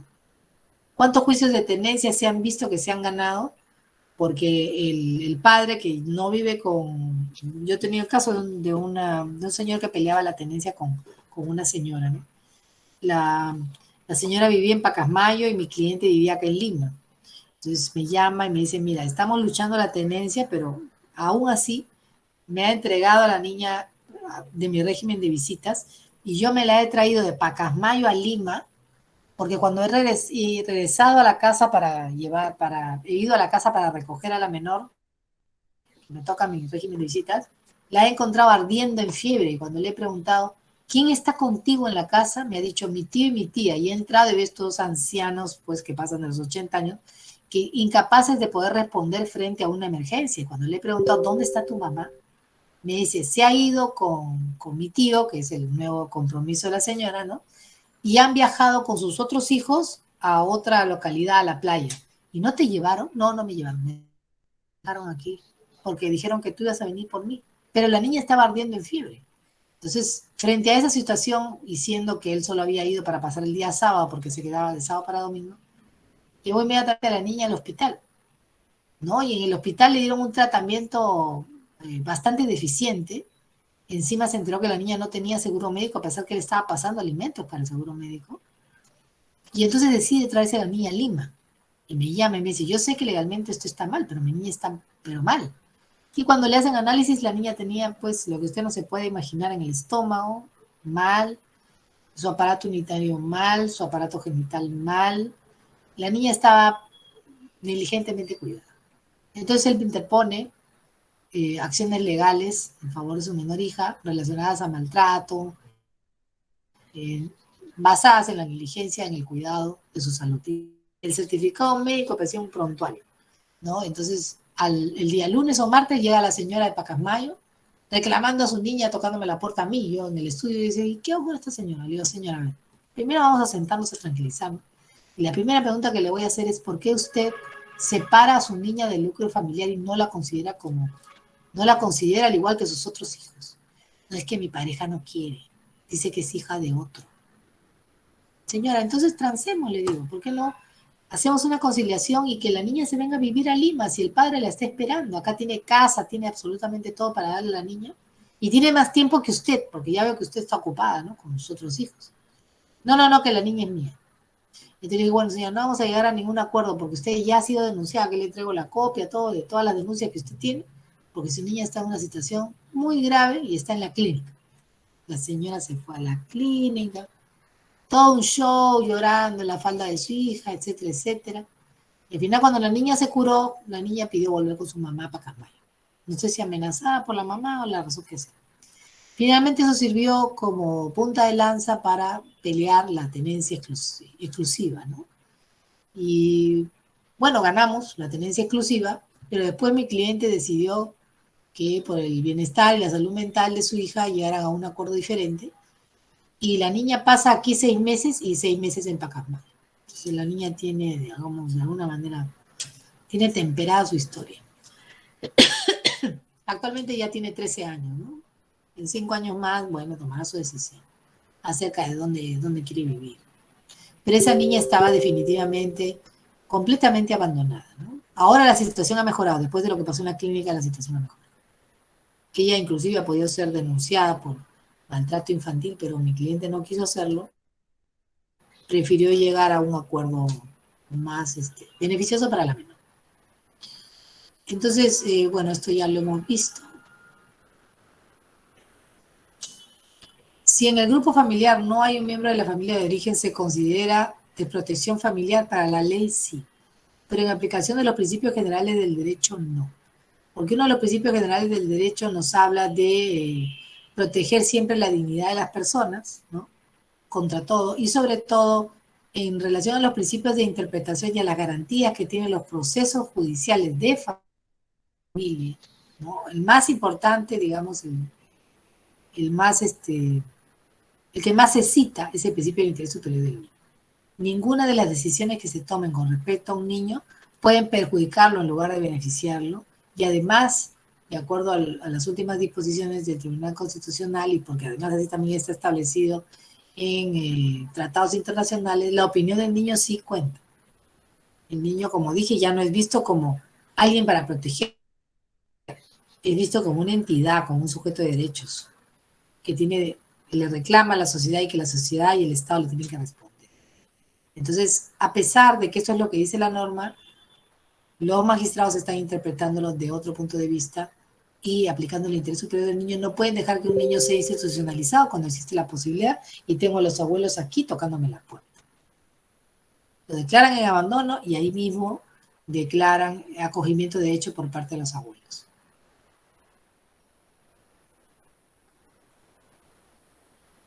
La familia extensa, bueno, lo que acabo de comentar, que el espíritu de la norma, eso era lo que decía, ¿no? Aquí tienen algunos antecedentes legislativos, pero la razón de la modificatoria última, que la del 2020, es que el procedimiento de desprotección familiar de urgencia para casos de evidente abandono y grave vulneración de derechos, cuando por ejemplo le pegan terriblemente a un niño, sea para que sea más ágil. Pero si no hemos cumplido con la agilidad del procedimiento y la celeridad, no es eficaz la norma. Habrá que seguir sacando modificatorias hasta que logremos que sea eficaz. Y el otro tema es de este sistema de protección familiar. Busca también, esta modificatoria busca definir la situación jurídica del niño tan pronto como se tenga la certeza de que es posible el retorno a la familia de origen, o también la total certeza de que eso ya no es posible. Por ejemplo, madre drogadicta, padre alcohólico. Esa criatura no puede regresar a ese entorno familiar. Ya definitivamente comprobada la toxicomanía de ambos, la situación jurídica del niño es internamiento. Se declara en abandono, inmediatamente el Estado asume la tutela de ese menor. Y esta última modificatoria incluye adaptar la convención, adaptar esta norma a la Convención de los Derechos de las Personas con Discapacidad, y brindándoles condiciones cuando se vayan a un CAR de accesibilidad, de medidas de apoyo especiales, ¿no? Porque, bueno, tratar a un niño con discapacidad. Entonces, por ejemplo, el Ministerio de la Mujer, INAVIF, tiene un hogar en donde todos son, vamos a decir, pasarelas, ¿no? Para que los niños tengan posibilidad, todo tiene rampas, hay un desplazamiento bastante ágil para que los niños puedan circular sin ningún problema, ¿no? Y ahí en ese hogar están concentradas todos los niñitos que han venido que tienen problemas de psicomotricidad, ¿no? Tienen dificultades para moverse por sí mismos. ¿Cuáles son las labores, las funciones que tiene que cumplir el MIM? El MIM tiene que normar, acreditar, supervisar, por ejemplo, a las DEMUNAS y a los centros de atención residencial. Tiene que actuar en todos los procedimientos de protección familiar. Tiene que ver el tema de adopciones, por eso tiene en su estructura orgánica la Secretaría Técnica de Adopciones, pertenece al Ministerio de la Mujer y Poblaciones Vulnerables, y promover estilos de crianza saludables. El Ministerio de Justicia ofrece, miren, defensa pública especializada en procedimientos por desprotección y adopción, y defensa legal gratuita para las familias que lo soliciten. El procedimiento en situaciones de urgencia solo se da cuando hay inminente abandono físico y grave afectación de los derechos de los niños y adolescentes. ¿Qué pasa cuando no sabemos quién es el niño? El niño es muy chiquito para conocer su identidad, o conociendo su identidad no quiere revelarla, porque no quiere que le regresen a su casa. A veces hay niños que han dejado sus hogares por temas de maltrato o violencia familiar y viven en la calle, ¿no? Estos niños nunca dicen su nombre verdadero. Ya su apellido ya se lo olvidaron, no quieren ni acordarse de sus familias de origen, ¿no? No tienen documentos de identidad. Entonces, en esos casos se da inicio al procedimiento que se conoce como situación de urgencia y se declara inmediatamente la desprotección. Yo tengo una criatura de 16 años sentada en una comisaría. Le pregunto su nombre, me dice, no me habla. Le pregunto, ¿cómo te llamas? Te hace así. Entonces le dices, te llevo a tu casa. No te contesta, ¿no? Ni te mira al techo. Entonces tú te das cuenta que esa persona no quiere regresar a su casa. Y no es que ha cometido ningún ilícito, ¿eh? Este niño ha sido captado porque se lo ha encontrado deambulando y por la fisonomía te das cuenta que es menor de edad y ha terminado en la comisaría porque no ha querido contestar ninguna pregunta. Ya después de un buen rato, ¿no? Te puede decir, tengo hambre, tengo sed, le preguntas, ¿tienes padres? Sí, sí tengo, pero me pegan, ¿no? Y te hace así, ¿no? Mismo te muestra sus heridas, ¿no? Entonces uno se da cuenta frente a eso y hasta que yo averigüe cuál es la identidad de esta criatura y su verdadera edad, lo declaro inmediatamente en desprotección, a través de la UPE, obviamente, ¿no? Y presento esta medida que estoy declarando, también la informo al Ministerio Público para que se inicien las acciones que están relacionadas con reconocimiento judicial para esta situación que es temporal, provisional, que yo estoy motivando como UPE, se convierta y luego en un pronunciamiento judicial. Esta declaración de desprotección familiar se va a notificar por edicto, también se le va a notificar a la niña y también al Ministerio Público. La UPE remite los actuados al juzgado y este juzgado tiene un plazo máximo de 30 días bajo responsabilidad hábiles. Pero en verdad, señores y señoras, colegas, estudiantes, amigos, no se cumple el plazo. Supera los 30 días. El juzgado de familia o mixto se pronuncia por la declaración judicial de desprotección familiar, pérdida de patria potestad o extinción de la tutela, la medida de protección y su adoptabilidad. O sea, en ese pronunciamiento es todo en uno, ¿no? En un plazo máximo de 20 días hábiles de recibir los actuados, bajo responsabilidad. Bueno, aquí están las obligaciones de los CAR, ¿no? ¿Qué tiene que hacer un centro de acogida residencial? Pues seguir todos los procedimientos y toda la medida de protección que le haya llegado. Bueno, llega una medida de protección que dice, a este niño se le tiene que brindar protección porque este niño ha sido vulnerado físicamente, ¿no? Entonces, ya, centro de atención residencial. No lo voy a mandar a un centro de atención residencial donde los chicos están, no han sufrido estos traumas, ¿no? Y más bien están acostumbrados a jugar, a empujarse, son un poco mayores, no. Para que el niño se sienta bien, lo voy a mandar a un hogar donde sean un poco menores de edad que él, para que él se sienta seguro mientras se define su situación jurídica. Resolución excepcional de declaración de desprotección familiar provisional de niño, niña, adolescente. Cuando de las actuaciones o diligencias se acredita de manera indubitable que este menor no cuenta con familia de origen con quien se realice el proceso de reintegración, o la familia extensa que pueda asumir su cuidado, se declara la desprotección familiar provisional y se promueve de manera inmediata su declaración judicial. Porque una cosa es que yo lo presento al juzgado y el juzgado, vamos a decir, convalida esta decisión y ya se convierte en una declaración judicial de desprotección, visto que ni la policía, ni la fiscalía, ni la DEMUNA, ni la UPE tiene mayor información hacia esta persona, o ya averiguaron que la señora es drogadita y el señor es toxicómano y no hay forma de que se libren de sus vicios a tiempo para poder hacerse cargo de sus propios hijos y no tienen ningún interés. Finalmente tenemos que las adopciones se dan nacionales, internacionales, con participación de personas que vienen de otros países a adoptar aquí. O sea, los candidatos para adoptar son internacionales. Y la especial es la que yo les he comentado, ¿no? La especial es la que se da entre hermanos. Por ejemplo, un hermano que adopta a sus hermanitos, ¿no? Cumplió 18, no quiere que la familia se separe, tiene 2 hermanitos de 6 y de 10, vamos a decir. Es una adopción especial. El niño pide la oportunidad de que sus hermanos no se separen y que la familia siga junta, entonces le presta apoyo para que pueda él adoptar a sus menores hermanos. Puede ser que al principio no puedan adoptar, pero con el paso del tiempo, cuando ya tenga, digamos, economía, va a poder adoptar a sus hermanos, ¿no? También hay adopción estas adopciones especiales para personas que tienen problemas de salud, para personas que han sido abandonadas porque son autistas, Asperger, síndrome Down, personas en silla de ruedas, personas con problemas de salud mental, etcétera, etcétera. Por eso se llama adopción especial, porque sus circunstancias son especiales.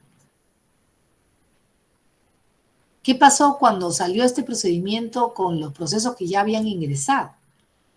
Los procedimientos por abandono en trámite a cargo de los juzgados de familia vistos a la vigente de la presente ley continuaran regulándose por lo establecido en el Código de los Niños y Adolescentes hasta su conclusión, a excepción del acogimiento familiar. Por ejemplo, se había presentado un acogimiento familiar o una declaración judicial de protección familiar y la remoción o variación de la medida de protección declarada que declaraba la de protección familiar que se regulaban por este decreto legislativo y su reglamento.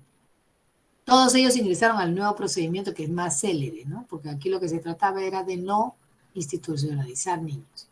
Aquí les dejo las 8 garantías procesales que están en el Código de los Niños y Adolescentes, que a lo mejor le pueden servir como argumentación cuando usted tenga que sustentar algún petitorio, ¿no? Por ejemplo, el niño puede expresar su opinión, se tenga que determinar con la participación de profesionales capacitados, evaluar, ¿no? Evaluar la situación del niño, la percepción del tiempo por cuanto la dilación en los procesos y procedimientos afecta a la evolución de los niños, la representación letrada del niño con la autorización respectiva de los padres, la argumentación jurídica de la decisión tomada en la consideración primordial del interés superior del niño, mecanismos para examinar o revisar las decisiones de los niños y la evaluación del impacto. Ahora, por ejemplo, el Poder Judicial tiene un sistema por el cual evalúa la calidad de las resoluciones judiciales y de manera prioritaria se ha enfocado en la calidad de las resoluciones judiciales relacionadas a niños, niñas y adolescentes. Y está teniendo muy buenos resultados. Ya no se permiten sentencias que no se comprenda qué están diciendo. Y se revisa si lo que está sentenciando se está dentro de los parámetros establecidos. Aquí tenemos un caso de protección familiar en UPE a favor de, bueno, las iniciales. 2 menores de 3 y 1 año de edad, respectivamente, para que se cumpla con el pronunciamiento judicial y la declaración de protección familiar provisional a favor de los menores, dictando cómo continuar con la medida de protección provisional de acogimiento familiar a favor de estos, bajo la responsabilidad de su tío paterno Dante Puya Uxca, hasta que se resuelva su situación jurídica. O sea, le están diciendo, mira juez, necesito que convalides esto que ya hice. Los niños están ahora con su tío paterno. Entonces, bueno, esta situación se produce como consecuencia del incumplimiento o del imposible o inadecuado desempeño de deberes de cuidado por parte de los responsables de los niños, ¿no? Que afecta a su desarrollo integral. Esta situación, ¿no es cierto?, ha ocasionado que haya una separación temporal de los niños con su familia y, bueno, que van a necesitar apoyo especializado. En el caso de hermana o hermano, cabeza de familia, esto no implica la separación temporal de su familia. Quiere decir que cuando yo tengo en una familia posibilidades de que el hermano o la hermana, como estaba explicando, les haga acogimiento de hecho de sus hermanitos, ¿no es cierto? Los criterios de calificación ya son diferentes, ¿no? Y hay un reglamento que establece qué cosa es lo que yo debo buscar en este hermano para que pueda adoptar o a su favor se dé el acogimiento de hecho. Y la pobreza nunca puede ser por sí sola justificación de la separación de los niños y de su familia de origen. Ser pobre no involucra, ya bueno, agarremos ¿no? Atrapemos a todos los pobres que tienen hijos. Llevémonos a todos los hijos de los pobres. Imagínense qué discriminación tan terrible que atropellada sería una intervención de esa naturaleza. Lo que hay que hacer es crear condiciones para que estas personas salgan de la pobreza con pautas de crianza apropiadas que les permitan ejercitar su paternidad. Si tienen que entrar en desprotección, será temporal y se crearán nuevas condiciones para que esta familia pueda salir adelante. ¿Qué debe hacer el Estado? El Estado debe crear programas especiales para estas familias, ¿no? y servicios de protección social. Por ejemplo, contaba una amiga que viajó a Suecia, que bueno, ella pasó por un momento de protección porque su pareja quiso desconocer al hijo que tenía y ella no tenía empleo, ella se dedicaba solamente a la casa y de la noche a la mañana se encontró ella y su menor hija en desprotección total. No sabía qué hacer, cómo hablaba bien el idioma, fue a buscar algo parecido al Ministerio de la Mujer, que allá se llama Ministerio del Bienestar. Y explicó, miren, yo tengo una hija, soy peruana, vine aquí invitada por mi novio, promesa de matrimonio por medio, y ahora él me ha abandonado, estoy en un país desconocido, soy una profesional, pero no estoy trabajando, y tengo mi menor hija que acaba de nacer, ¿no? Entonces yo le vengo a preguntar a ustedes si me pueden dar un apoyo mientras me coloco. Miren, un poco más y le bajan una corona. En Suecia hay total, vamos a decir, preocupación por el tema de protección social. Le consiguieron trabajo, le consiguieron una persona para que cuide durante el día a su hija y obviamente los niños allá no pagan salud, no pagan en educación, ¿no? Tienen y todavía le dieron un estipendio por 3 años para que pueda instalarse bien en el país y no se vaya al Perú de regreso con sus niños, con la niña. Y ella se quedó a vivir ahí y claro, eso es un estado de bienestar. Y tienen muy, muy asentado el tema de la protección social a los niños. ¿Y por qué? Porque tienen muy pocos niños, hay ausencia, vamos a decir, de natalidad en Suecia, y entonces cualquier criatura que nace y que tiene la nacionalidad sueca, el Estado lo tiene que proteger. Y por eso obtuvo todo, digamos, ese tipo de programas de protección deberían haber aquí. Porque sí se necesitan, ¿no? Las personas solamente piden una oportunidad para salir adelante, ¿no? Aquí la señora fue a mendigar para no hacer nada, ¿no? Pero sí se tomó un año sabático, vamos a decir, porque con lo que le dieron le alcanzaba para vivir y estar con su hija todo el tiempo. Y es lo que hizo.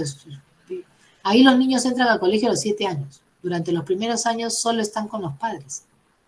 Entonces adquieren valores, son educados de una manera distinta a la nuestra.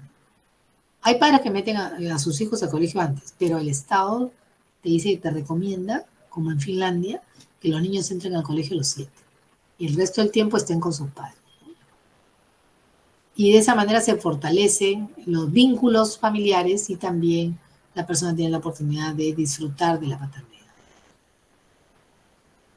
Bueno, aquí les dejo para que puedan leer con calma la jurisprudencia y creo que eso sería todo. Por ejemplo, aquí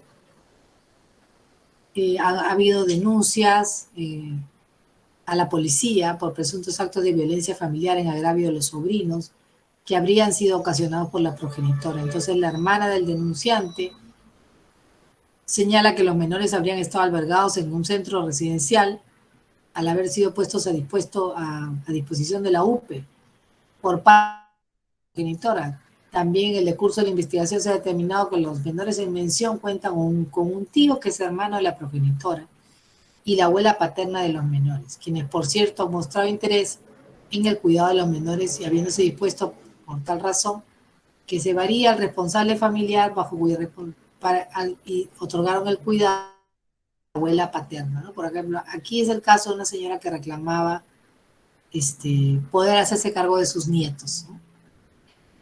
Les voy a dejar este caso para que ustedes lo puedan analizar con detenimiento y eso sería todo conmigo el día de hoy, agradeciendo mucho su paciencia. Disculpen, me he pasado 4 minutos de más. Si hay alguna pregunta, quedo a su disposición, ahí tienen mi correo.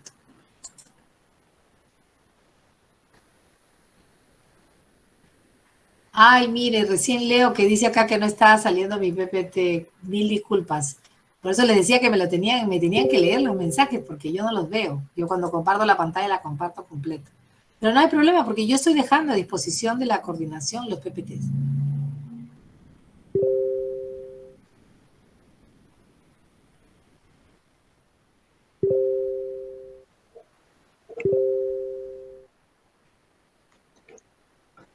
No habiendo ya preguntas de parte de los participantes, doctora, le agradecemos su participación en esta noche a nombre del Ilustre Colegio de Abogados de Ayacucho y también Access Capacitación Ejecutiva por la magnífica ponencia que usted tuvo esta noche para compartirnos.